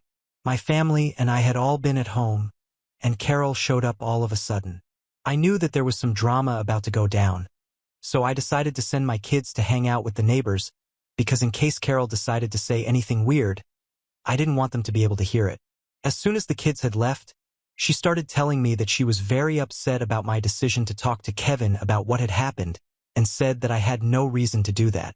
She said that she thought it was really vindictive and petty of me, and now because of me, she hadn't even been able to speak to Kevin properly for the past couple of days because he refused to entertain any discussion with her until she agreed to go to therapy. Every time that she tried to talk to him and explain herself, he would just end that discussion or walk away from it, or it would inevitably end up in a fight, and she was getting sick of it. She also felt that he had gotten sick of her as well, and had started actively avoiding her by coming back home as late as possible just so that he wouldn't have to interact with her after work. Personally, I really didn't see anything wrong with what he was doing, and I probably would have acted the same way. And after she was done venting, I told her that none of this was my fault. I refused to be held responsible for something that I hadn't done, and I told her that if she had just been a good person, she wouldn't have had to be worried about her own actions. It was her guilty conscience that she was projecting onto me by calling me vindictive, petty, and vengeful and whatnot. Deep down, she knew that she was the one who had messed up, but she was not ready to accept it, so she was trying to make me out to be the bad guy here and pinning the entire blame of the situation on me. I thought that she was going to argue more after that, and she seemed ready to come up with some reply, but all of a sudden she just broke down and started sobbing on my couch. My husband and I were both really surprised because we definitely didn't expect that. We just stood there awkwardly while she cried because we didn't even know what to do. It was so unexpected. Eventually, I decided to go and sit beside her but did not console her or say anything. I just sat there beside her and waited for her to calm down a little, and then eventually she started apologizing and told me that I was right and she had realized a while ago that it had been really insensitive and disrespectful of her to say what she had said. Also, the reason that she had been taking it so hard was because now that Kevin knew the truth, he had decided to put their plans of having a baby on hold indefinitely, and that's why he wanted her to go to therapy, because he thought that the way that she had treated her nephew was so heartless, he couldn't trust her to be a good mother right now. That had really shattered her because she had been totally ready to become a mother and had been looking forward to it ever since she got married. But now it seems quite unlikely to happen anytime soon in the future, and that's why she's been so frustrated and angry about everything.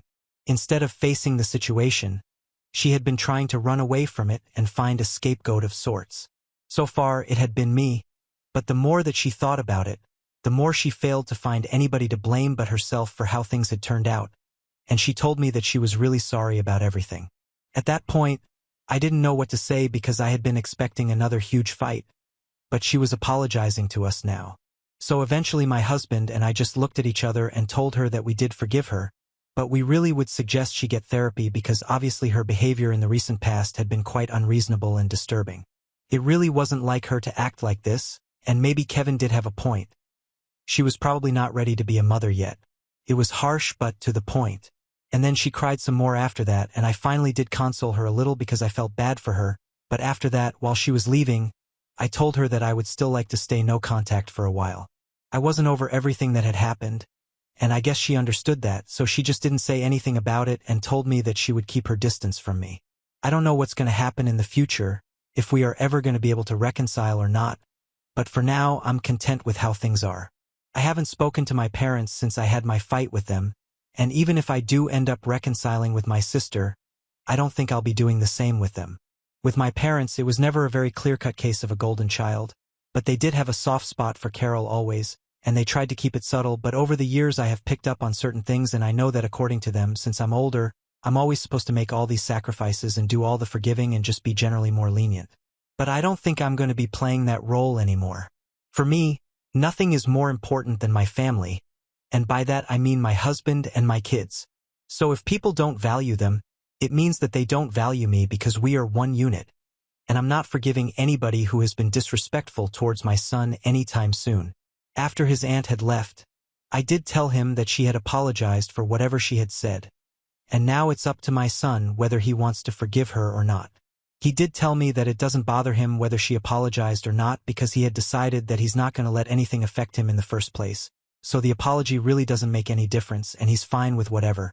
I think that's a nice and chill way to go about it, but he's still young so I don't know how long he'll feel that way. Update 4.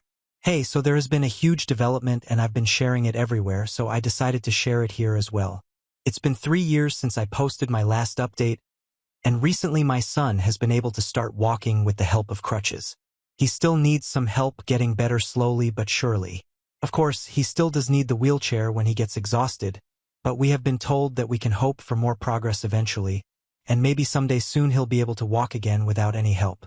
It is a really exciting time for our family and we are overjoyed. Carol and I are not exactly in touch constantly like we used to be earlier, but we do speak sometimes.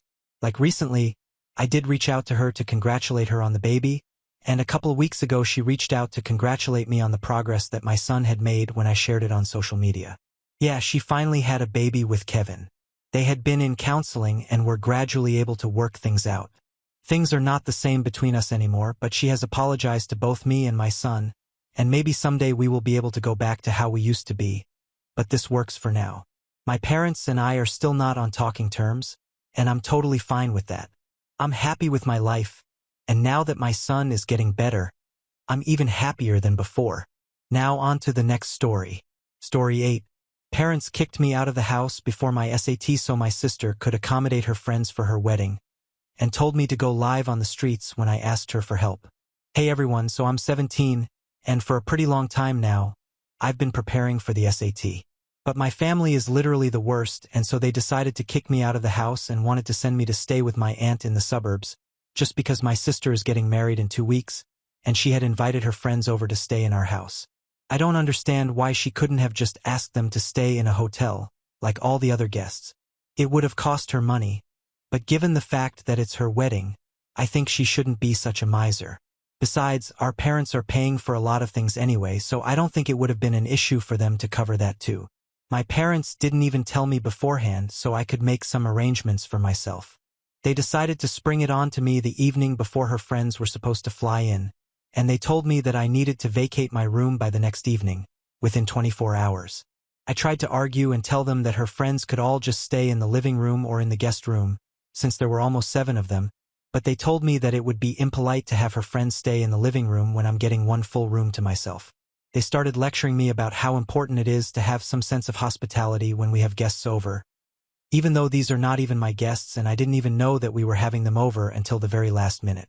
Also, Melissa, my sister, and her fiancé Jack have their own apartment, so I suggested that maybe some of them could stay with them, but my parents told me that it would not be possible because they don't want any guests staying with them, since that will only add to the stress of the wedding.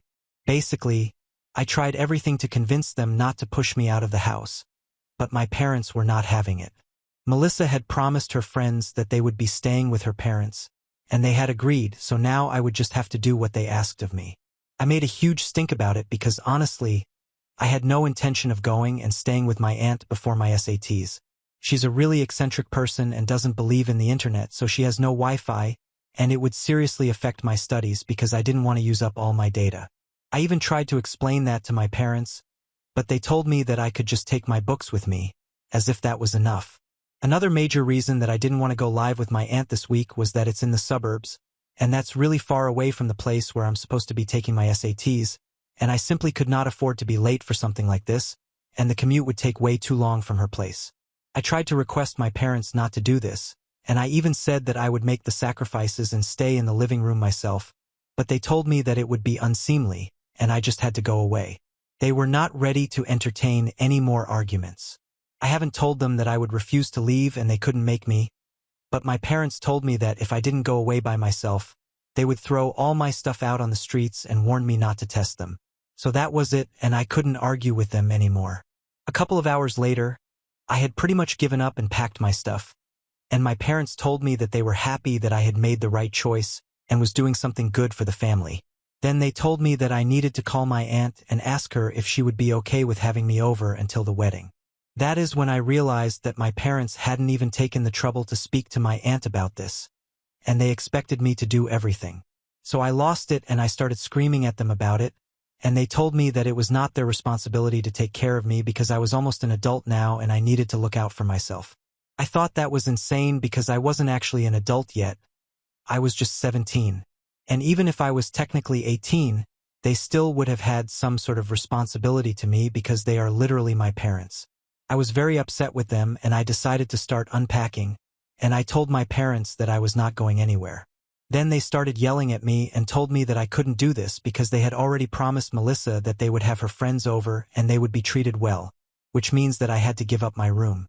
I tried to tell them that Melissa's friends being accommodated in our home was not as important as my SAT, and as my parents, they should be more understanding of what I need instead of constantly prioritizing Melissa over me, but they were just not interested. Eventually, even though I knew that it would be pointless, I decided to call Melissa up for help. She and I have never really gotten along, and I know she doesn't like me. Neither do I like her. But I thought that just for this once, maybe she would be willing to speak to our parents and help me out because I really did not want to get kicked out of my house with just a couple of days before the SAT. But when I called her up and told her to do something about the situation and speak to our parents, she told me to put her on speaker, and then she told me that she wanted me to hear it loud and clear that she had already promised her friends that they would be living with her family, and she was not going back on that promise. So now she didn't care if I had to prepare for the SAT or whatever. She wanted me out of the house, and if I couldn't find any place to live, I could go live on the streets if I wanted to. But she just wanted me out. And I think it was probably the most heartless thing that she has ever done. And the fact that my parents were just standing by and not even saying anything after she hung up, that made me realize that I was really not an important part of this family. Also, if I'm being honest, I don't even think they consider me their family at all. So that was pretty much the last straw for me, and without another word, I took my bags and went over to a friend's place. Obviously, it was not an ideal situation because I feel like a burden on their family, even though they have been very nice to me and have told me that I'm welcome to stay with them for as long as I need to, because they can understand that I'm in a very difficult situation right now. It has been 4 days since I left home, and yesterday I finally took the SAT, and thankfully it went pretty well in spite of the fact that I had been very troubled the past couple of days. But after that, when I came back, I decided to allow myself to actually think about what happened. Ever since I had left, everything had been a blur for me because even though I had been feeling terrible about what had happened, I hadn't let myself think about it much because I needed to focus on scoring well, and that's what I had channeled all my energy into. But now that I didn't have to worry about the SAT anymore, I could think about how my family had treated me, and the more that I thought about it, the angrier I felt because it was all just so unfair. I really couldn't see any reason why I couldn't stay in the house and why I absolutely had to leave, because even if I didn't give up my room, I could always just stay in the living room. But for some reason, they just didn't want me around. It was humiliating, and I was so upset that I decided to reach out to Jack, Melissa's fiancé, and tell him all about it. I didn't have any intentions to ruin things for her as such. I just thought that he should know that this was the kind of person that he was marrying, and this was the kind of family that he was marrying into. I honestly had no idea that this one move would have such extreme repercussions. There is just 1 week to go before the wedding now, and this morning I found out from my parents that everyone is losing their mind because apparently Jack has decided to call off the wedding, and they know that this is my fault because they are among the very few people who know the real reason why Jack had made this decision. Apparently, after I sent him the message last night, he decided to confront Melissa about it and ask her what was going on, and she decided to tell him the truth, that she had made her parents kick me out of the house so they could accommodate her friends who had flown in for her wedding. Just like any reasonable person, Jack had also not been happy about it because it seemed very unnecessary to have me kicked out of the house during such an important phase of my life, right before the SATs. I had mentioned that I had been preparing for the past couple of months, and everyone knew about it, including Melissa and my parents. He came up with the same solutions that I had come up with earlier, like I could have just stayed in the living room, or maybe some of her friends could have come over and stayed with them, or maybe they could have all just stayed in a hotel. But Melissa continued to make lame excuses about it until she finally admitted that she just didn't want me in the house or even at the wedding. The reason she didn't want me staying in the house was because she would be visiting frequently to meet her friends and stuff, and even though they would be out most of the time, she just found me really annoying and she didn't want to constantly have to see me around. And that was it. The only reason that she didn't want me around and put me through so much trouble was because she found me annoying. My parents had also been on board with it, which is even worse. Of course, when she said this to Jack, They got into a huge fight because he accused her of being heartless and told her that she was one of the most selfish people that he had ever met. He demanded that Melissa apologize to me and make it up to me somehow, but she refused to do that because she didn't like me and she doesn't think that I deserved it. That made the fight even worse, and eventually he said that he couldn't be with somebody like her and called off the wedding. After the fight, he hadn't even contacted her and just left the house last night. Until this morning, she hadn't been taking it seriously, and she thought that he would come back. But when he didn't return even in the morning, she started going crazy. And that's when my parents called me. They told me that since I had been the one who was responsible for all of this drama, I needed to talk to Jack and fix this. And I really didn't even know what they expected me to say to him, because I told him the truth. What was I supposed to do now? Tell him that it was all a lie and that I was just making it up? I couldn't do that, and I told my parents that even if I could, I wouldn't be doing it because in my opinion, he had done the right thing, and it was not my responsibility to fix her relationship. It was her relationship. She should be the one fixing it, not me. Besides, she had told me to go live on the streets if I needed to when I had asked her for help. So I really didn't see any reason to be helping her out right now. My family has always treated me badly, but I never had anywhere else to go because I'm not very close to anybody else, and my grandparents live out of state. Also, I'm the kind of person who feels really weird asking for help from people, and even showing up at my friend's place to ask her to let me stay with her was very difficult for me to do. So far, I haven't ever reached out to anybody to tell them how badly my parents and my sister had been treating me. But now that I had finally found the courage to do it, I was not going to go back on my word and try to fix a relationship with Jack. I told my parents that not only was I not going to speak to him again to try and make this right, I was also going to make sure that everybody found out what kind of a person she was and how terrible they were, because they deserved it. I told them I was going to write a post about this and put it on social media for everyone to know exactly why they were calling off the wedding. Now that's when my parents started begging me not to do it, and all of a sudden their attitude towards me changed completely, because Melissa and Jack hadn't made any formal announcement yet, and if I decided to go out of my way to tell people about this incident, she would definitely find a way to blame our parents for letting me know that Jack had called off the wedding after that fight.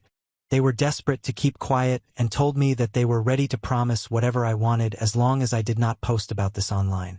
I personally think it's pathetic that they are acting like this just because they don't want Melissa to get mad at them, but I also don't know if it would be the right thing for me to post about this incident right now. So what if I made a post and told everyone that my sister's fiancé had called off the wedding before she made any statement about it herself? Date 1. So I decided not to make any posts. I went through the comments and I realized that I honestly just didn't want to get more caught up in this mess. And if I spoke about this online, that's what would happen. I would end up getting dragged into it even more, and I didn't want to deal with that. So now that I'm staying out of it, I have decided to block my parents and Melissa because I really don't want anything to do with them. I have spoken to my paternal grandparents because even though we don't meet very frequently, I've always felt closer to them, and now that I finally decided that I was going to discuss these things with my family, because that's the only way that I can get out of it somehow. I thought that I would start with them, so I told them everything. I told them about the things that had happened recently, and I also told them everything that happened in the past. I don't really want to get into it, but there have been a lot of incidents in the past where I realized that I'm not really very important to my family. Melissa obviously cannot stand me, and she has made that very clear now, but she has always been like this. It's just that what happened recently was a bit more extreme, but other than that, I'd always known that she did not like me, and the feelings were mutual.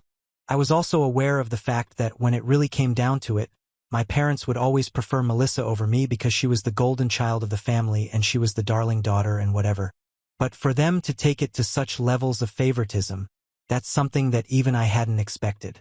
So basically, I've always been treated badly by my family, and so far I never felt comfortable enough to talk about it anyway because I didn't think anybody was close enough for me to bring it up.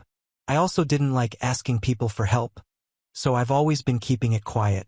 However, after telling Jack about what happened with Melissa and learning about his reaction, I decided that I had better start speaking up to people about it because if even Jack, somebody who was not even related to me, could be a decent person and cut ties with my family, I'm sure that my grandparents and other people would do the same. That's why I finally opened up about this part of my life to my grandparents, and they reacted exactly the way that I had expected them to, for which I'm very glad. I had to speak to them over the phone because they live out of state, and after I had narrated everything to them, my grandfather told me that they were going to fly in by the end of this week, and they were going to make sure that I was taken care of. They didn't tell me about their plans, but they just told me that whatever my parents had put me through so far, and the way that Melissa had behaved with me, it was not something that they could ever accept. My grandmother was very upset, and she kept apologizing to me because she felt like she had failed her son to be a good man, because if he actually had been a good man, he never would have treated his own daughter like this. That cleared up a major concern of mine, that I was actually my parents' biological daughter and not adopted somehow, because of the way they have been treating me so far. It always felt like maybe I was not actually related to them, which is why they felt like they could afford to push me to the sidelines. At least that way, I would have had an explanation for the behavior. But now that I know that I'm not even an adopted kid, I can't understand why they have always hated me. As for why Melissa never liked me, that has never been a concern of mine because I always just chalked it up to her being an insecure brat who always wants all eyes on her, and that's why she couldn't stand the thought of me, her younger sister, getting as much attention from other people as she does. So that's why she went out of her way to make me feel small and insignificant in her own ways, and my parents always helped her out. I'm sure that she is very upset about the fact that Jack has decided to leave her over a fight that has technically been caused by me, because if I had never spoken to him about what had happened, he never would have found out, and they would have been getting married this week. But right now everything is just a huge mess, and I'm sure she's blaming me for it. From what I know, she hasn't put out any official statement yet about her wedding, and neither has Jack. I have blocked her, but I haven't blocked Jack yet, and I still follow him on social media, so I'll get to know if he decides to post anything. Anyway, that's the problem to deal with right now. I'm just waiting for my grandparents to come by, and then maybe I'll finally be able to get out of my friend's hair. She and her parents have been very kind to me, and she actually seemed a little disappointed when I told her that I was going to be leaving by the end of this week after my grandparents showed up, but I'll still get to see her at school and stuff, so both of us will be fine, and she knows that this had to happen at some point. I'll miss her, and I'll really miss her parents too because they've been great. For the first time in my life, I felt like I was wanted somewhere, which is bittersweet in its own way.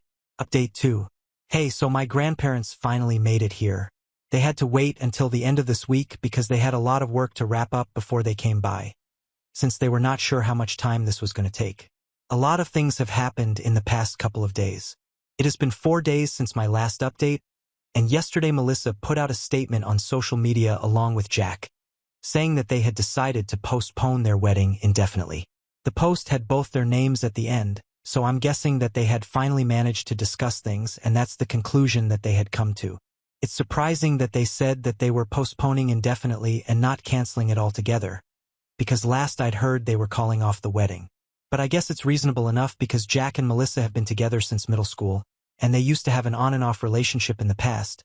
But in the last few years they had mostly managed to stay together apart from a few rough patches.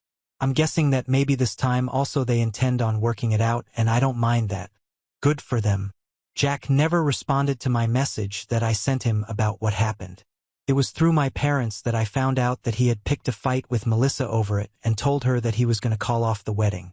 But from whatever interactions I've had with him so far, I know that he's a good guy, and if Melissa can make him stay, I think it'll be a good decision for her.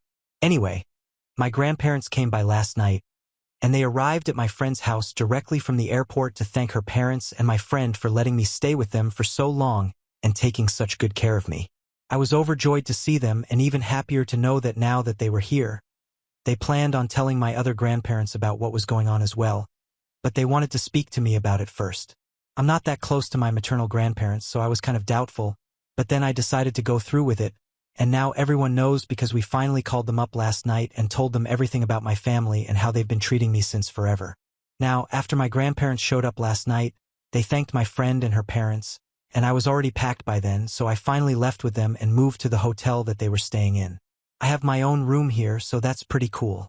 But anyway, last night after we reached the hotel, they called my other grandparents and told them everything, and they were just as furious.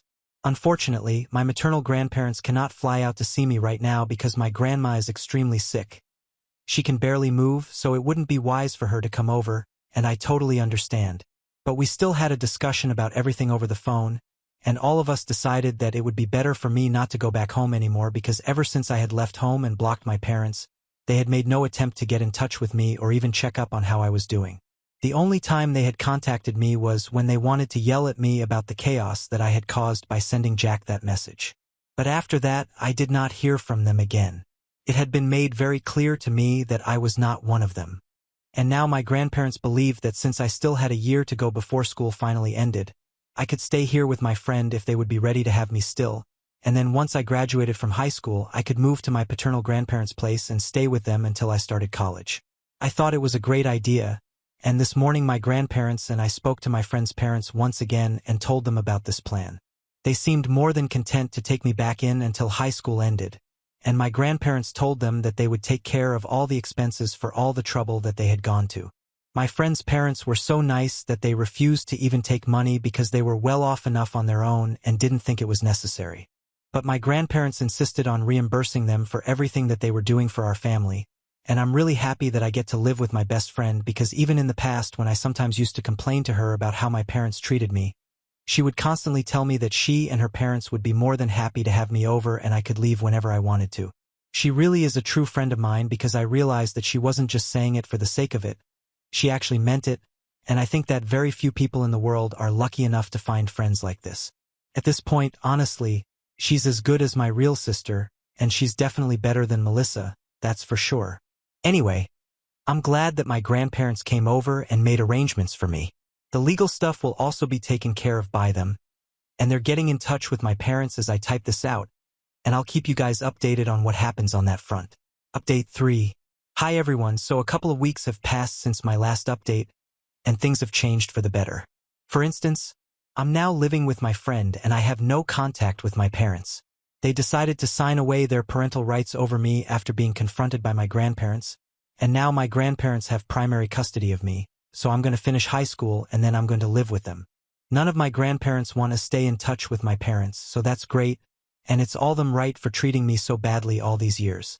I also don't have to worry about college anymore because earlier I was sure that I would have to either take a student loan or work through college to pay off my tuition. But now my grandparents have reassured me that they're going to take care of all my expenses and I have nothing to worry about anymore. Honestly, I tried really hard to feel bad about the fact that my parents had found it so easy to terminate their parental rights, but all that I felt was relief. I don't have to deal with my family anymore, and I can't find any reason to be sad about it.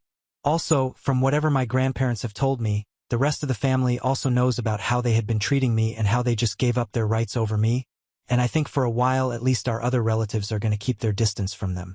A lot of people have messaged me to check up on me, and while they haven't referred to the situation directly, I know why they have messaged me all of a sudden, and I really appreciate it.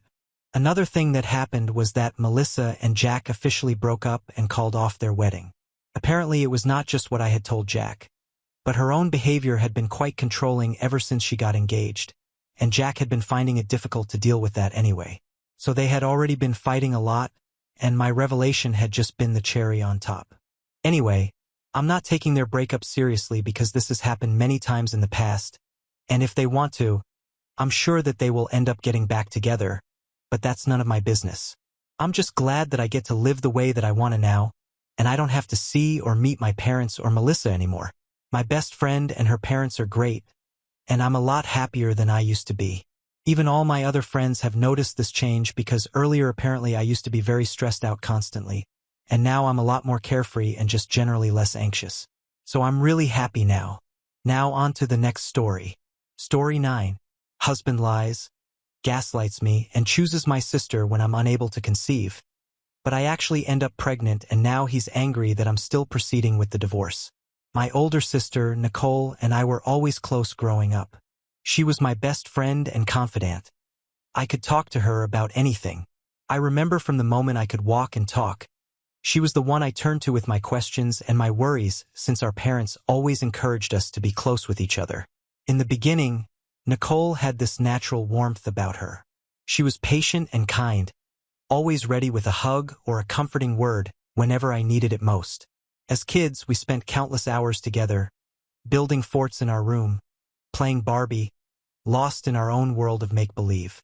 Nicole loved reading books to me every night before we would fall asleep. When I started going to school, I remember I would cry a lot and beg my parents not to leave me all on my own. However, Nicole, who was a few grades ahead of me at school, assured me that she would watch over me, and true to her words, she always checked in on me during her lunchtimes.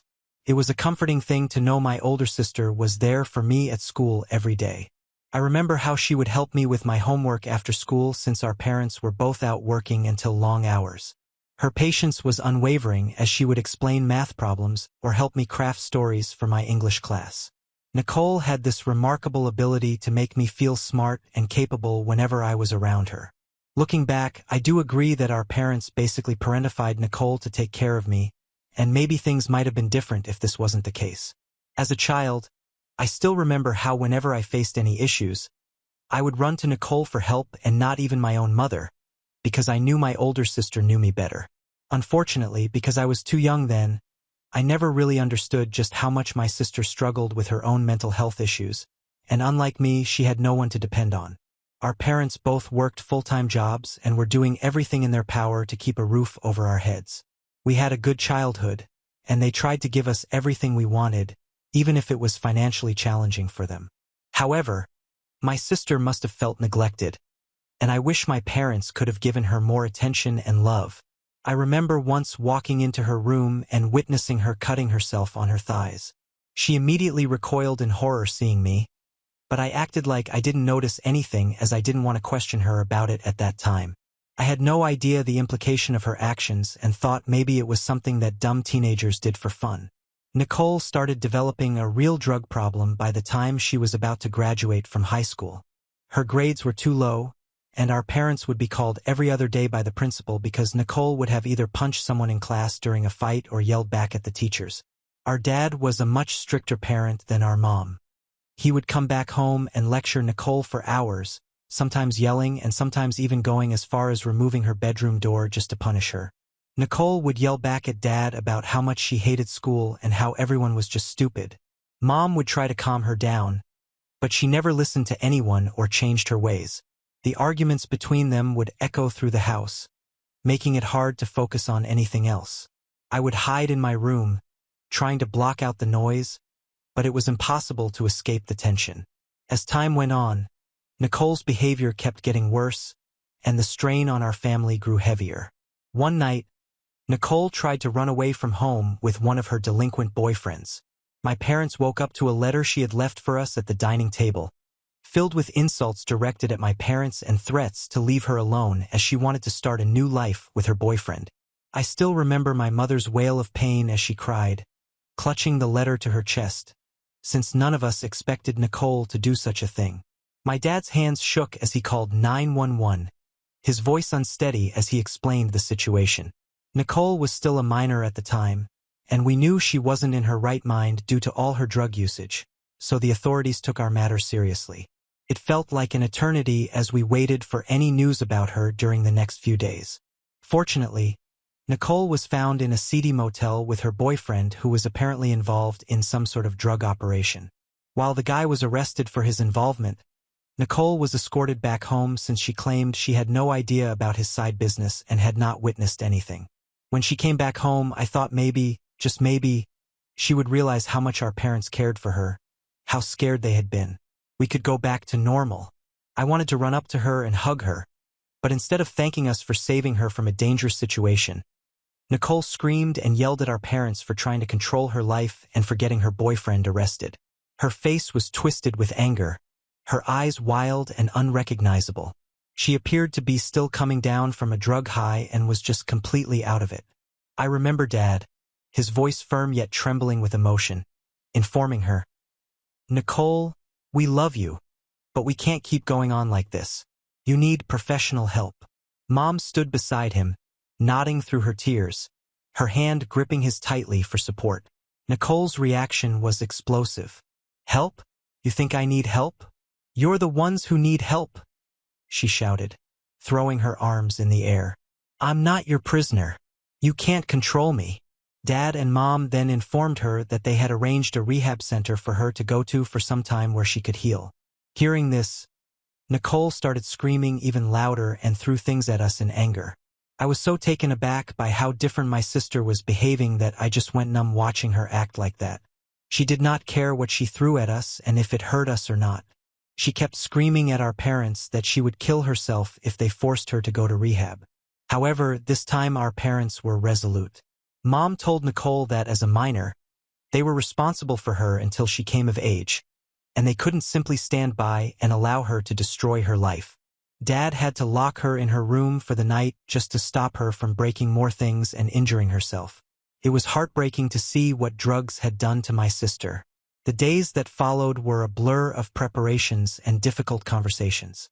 Mom and Dad worked tirelessly to get Nicole admitted to the rehab center, dealing with paperwork and making arrangements. Nicole, meanwhile, continued to lash out at us, her mood swinging wildly from anger to despair. The morning she left for the rehab center was one of the hardest days of my life. I watched as my parents led her out of the house, her eyes filled with a mixture of rage and helplessness. I knew deep down that this was the best thing for her, the only way to save her from herself. I remember running up to her, trying to hug her, but she pushed me to the ground and spat on me. I was quite taken aback by this, as until then my sister had never directly shown this much anger towards me. My mom reassured me that Nicole was just suffering and to not hold this action against her. I understood, and over the weeks, I prayed and held on to the hope that Nicole would come back to us whole and healed. When Nicole was finally released after 2 months, she looked much healthier. Her once gaunt face had filled out a bit, and there was a hint of color in her cheeks. When our parents and I went to greet her, we thought that now things could go back to normal as much as possible. I remember Mom's eyes were filled with tears of relief as she enveloped Nicole in a gentle hug, while Dad placed a hand on her shoulder, giving it a reassuring squeeze. I tried to hug her too, but she ignored me, so I took a few steps back, unsure of what to say or do. I had missed my sister terribly, and I was just happy to see her again after so long. On our drive back home, Mom kept telling her how glad we were to have her back, and how she had kept her room as neat and clean as possible, just the way she liked it. Dad had brought Nicole her favorite candies and cookies from the store. I had drawn her a card where I had written just how much I had missed her when she was away from us, and how glad I was to have my sister back. To my disappointment, Nicole didn't even glance at the card I made. I guess my parents were too busy taking care of her that they didn't notice immediately how odd my sister's behavior was towards me. The days that followed were very tense and confusing. Nicole spent most of her time in her room, and she avoided me whenever she saw me in the kitchen or the living room. I tried to give her space, hoping she just needed time to adjust, but it quickly became clear that things were different. Whenever I tried to reach out or make some casual conversation, she would snap at me, her eyes filled with anger and resentment. "What do you want?" she would hiss, her voice sharp and cold. "Can't you just leave me alone?" One evening when our parents were not home, I thought this would be the perfect time for us to clear things between us and have a one-on-one talk. So I knocked on her door, hoping to reconnect. "Nicole, can I come in? I just want to talk." "Go away," she screamed from the other side. "I don't ever want to see your stupid face." I stood there, stunned and hurt, not understanding why she was pushing me away when I had done nothing to her whatsoever. I missed the sister who used to be my confidant, who helped me with my homework and shared late-night talks. Now she seemed like a stranger. Our parents did try to mediate, but their efforts only seemed to make things worse. Whenever Mom or Dad talked to Nicole about why she was angry at me, my sister would yell at them about how she wished they never had any other child other than her and how much she wished Mom had aborted me. This was heartbreaking for me to hear because for me, my sister was my hero. She was the person I looked up to. For her to wish I was never born was the most cruel thing I had ever heard, and it wasn't like she said this out of anger or during a fight. I realized it was genuinely something she wished for. Our family dinners were no longer lively and filled with laughter like they were in the past. Instead, they were tense and uncomfortable, with Nicole glaring at me, rolling her eyes, or making fun of me whenever I tried to talk about my friends or grades to our parents. She would loudly remark what a loser I was or how nerdy I was and why I didn't deserve to have any friends. While our parents would attempt to shut her up, I would just pick at my food, trying to hold back tears, wondering what I had done to make her hate me so much. The change in Nicole was heartbreaking. She seemed to be carrying so much pain and anger, and I didn't know how to reach her. I missed her more than ever, but every attempt to reconnect was met with hostility and rejection. Her anger towards me became so much worse that she started to find ways to end my life permanently. I am severely allergic to peanuts, and my entire family knows that very well. My mom and dad don't even get peanuts into the house as they don't want to put me at risk. One day Nicole made some chicken salad for all of us for dinner. I didn't think much about it as I sat down to eat it with my family. The first few bites were fine. However, I started to feel a bit uneasy out of nowhere, and my mom, who was eating the salad and looking at her plate, suddenly realized there were tiny pieces of chopped peanuts inside the salad. She yelled at Nicole, asking if she had used peanuts, since everyone knew I was allergic to them, and Nicole said she had used them to make the salad more crunchy. By this time, I could feel my throat almost close up. Panic set in as my breathing became more labored. I grabbed at my throat, trying to gasp for air, while my mom jumped out of her chair and rushed to my side. "Nicole, how could you?" she screamed, her voice filled with a mix of fear and anger. Nicole just stood there looking indifferent. "I don't think it's a big deal," she muttered. "She must be pretending." My dad sprang into action, grabbing my EpiPen from the kitchen drawer. He quickly administered the injection while my mom called 911, her voice trembling as she explained the situation to the operator. The seconds felt like hours as we waited for the ambulance to arrive. I had no energy to even keep my eyes open as I lay on the floor, struggling to breathe. I couldn't help but feel a mix of betrayal and sadness. My older sister, who used to care so much about me, had knowingly put my life at risk.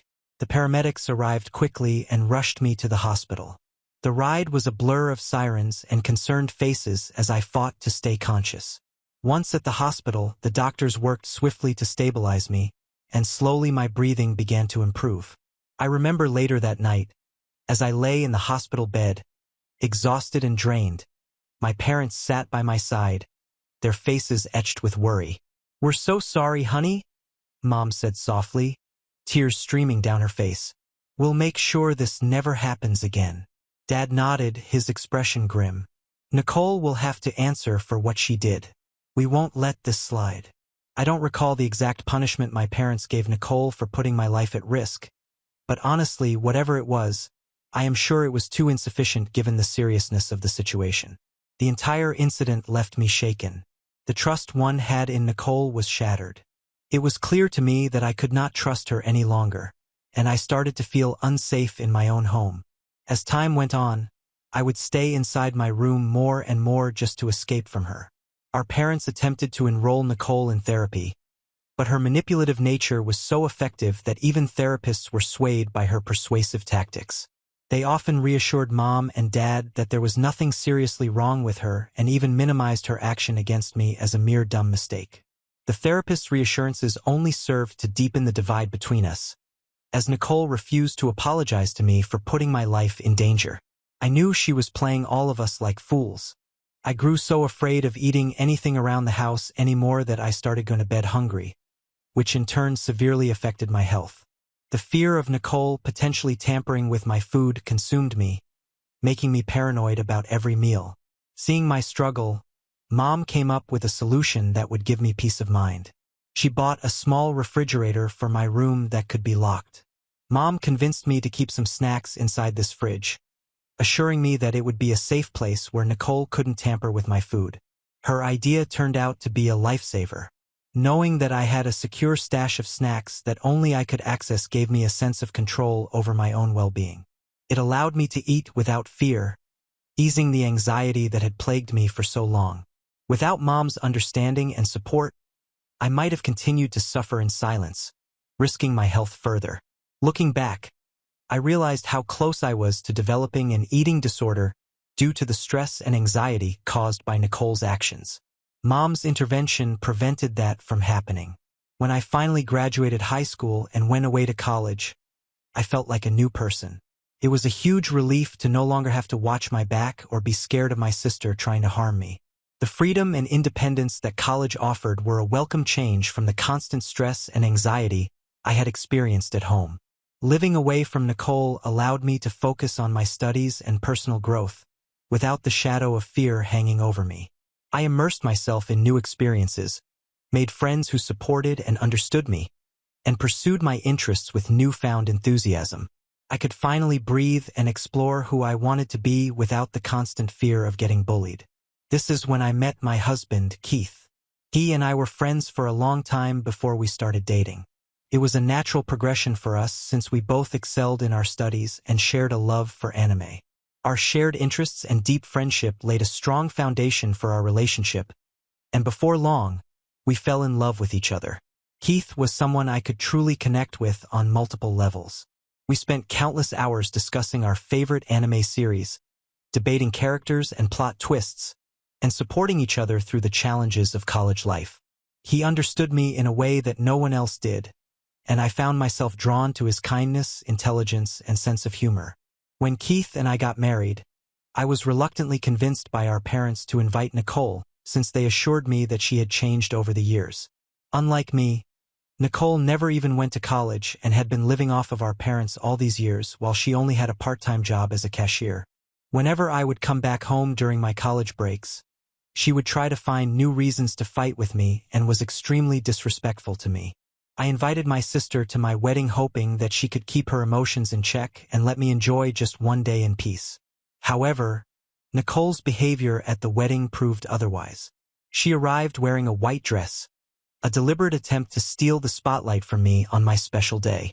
I was shocked and hurt by her blatant disregard for my happiness. My husband and the rest of his family were taken aback to see her audacity. It felt like a calculated move by Nicole to undermine and overshadow me, as usual. Thankfully, my dad stepped in decisively. He promptly escorted her out of the venue and asked her to leave despite her protests. He threatened to kick her out of the house if she dared to come back and sabotage my wedding. Later, he and Mom apologized to me, acknowledging that they should have listened to my concerns about inviting Nicole in the first place. Other than that slight hiccup, my wedding pretty much went flawlessly, so I didn't hold Nicole's actions against my parents for a very long time. Keith and I have been married for the past 3 years. We're fortunate to have great jobs and a house that we own together. Initially, our marriage was filled with date nights and a healthy sex life, but then we faced a significant challenge. We were unable to conceive. The desire to have children is something we both deeply shared, so we started undergoing every medical test available to find any clear reason why we were unable to conceive. However, there was nothing inherently wrong with us, and doctors kept advising us to just keep trying. Now, I've always had a belief and trust in the universe and timing. I felt that we would get pregnant when we were meant to. However, Keith is very methodical and tends to seek control over every situation. He started getting obsessed with researching potential issues and insisted on me going on different diets every other month, all in the hopes of optimizing our chances of getting pregnant. This entire approach started to slowly make me feel too overwhelmed and stressed out. While I understood his need for answers and solutions, I struggled with the constant pressure to change my lifestyle or habits based on the latest advice he read about. If I ever tried to talk to him about it, he would scream at me that I wasn't trying hard enough to be a parent and that his mother never had any issue getting pregnant with 3 children. His harsh words and erratic behavior started to create tension between us, and this is how we started growing apart in our marriage. On 2 separate occasions, I found Keith cheating on me twice with different women he met at bars. Each time he was caught, he would beg me not to leave him. He would profess his undying love for me and promise that he wanted nothing more than to start a family with me. However, after a few days, he would gradually start gaslighting me and blaming me for his actions, saying that I drove him to seek attention elsewhere. Over time, I began to recognize this pattern as a never-ending cycle. I realized that I couldn't continue living like this, constantly second-guessing myself and hoping for change that never seemed to come. This is why slowly I started to mentally detach myself from our marriage. Last week, I finally confided in my best friend about what I was going through. I was too ashamed to admit it before. However, she listened without judgment and helped me see that my feelings were valid. She encouraged me to prioritize my own well-being and consider leaving Keith for good. The very night I had decided I wanted to sit down and talk to Keith about everything, He did not even bother coming back home. I called him multiple times, and he kept ignoring my calls, which made me furious. I knew the bar he frequented, so I drove there to see what other bimbo he was talking to this time. Imagine my shock when I saw my sister Nicole and Keith sitting together at a corner booth. They looked quite cozy with each other and were laughing and kissing like this was an everyday thing for them. I felt like my whole world shattered at that very moment. I took a few pictures just for confirmation and drove my ass back home while silently crying in my car. Then I packed my bags and left. I remember driving straight to my parents' place and falling into my mother's arms as I recounted everything. They couldn't believe Nicole would do such a vile thing to me, but fortunately, I had pictures to prove what I had witnessed. My dad was pissed. He called Nicole and screamed at her to come back home immediately. I guess my sister must have already sensed my dad's angry tone on the phone about what was coming because she had the audacity to come home to our parents' place with Keith. Long story short, my dad threw all her stuff out while Keith and Nicole tried their best to explain to us how they were better suited for each other and that we needed to just give them a chance. My mother was so pissed that she literally pushed them out of the door and told my sister to never come back home again. Since then, I've been getting calls and messages from Keith trying to explain his side of the story and telling me how sad and depressed Nicole is about being kicked out of home. He blames me for involving our parents without talking to them first and for getting my sister kicked out of home and my parents cutting off all contact with her. Update 1. My dad and some of his friends helped me pack up and move all my things into my parents' place. It feels surreal to be back in my childhood house after so long. Nicole has moved in with Keith now. She's been trying to reach out to our parents, but they haven't shown much interest in hearing her side of the story. According to Keith, apparently they met at the bar accidentally months ago, and he mentioned how Nicole provided him with comfort and understood his pain. For those wondering, Keith has always been very well aware of the history between Nicole and me, and he witnessed firsthand how she tried to disrupt our wedding.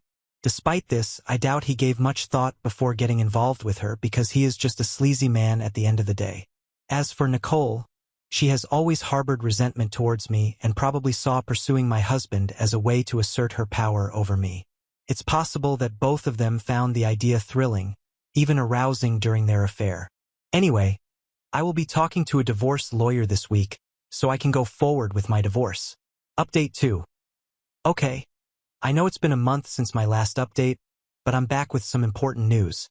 I recently discovered that I'm pregnant. It's something I've wanted so badly, but I can't help wishing the circumstances were different.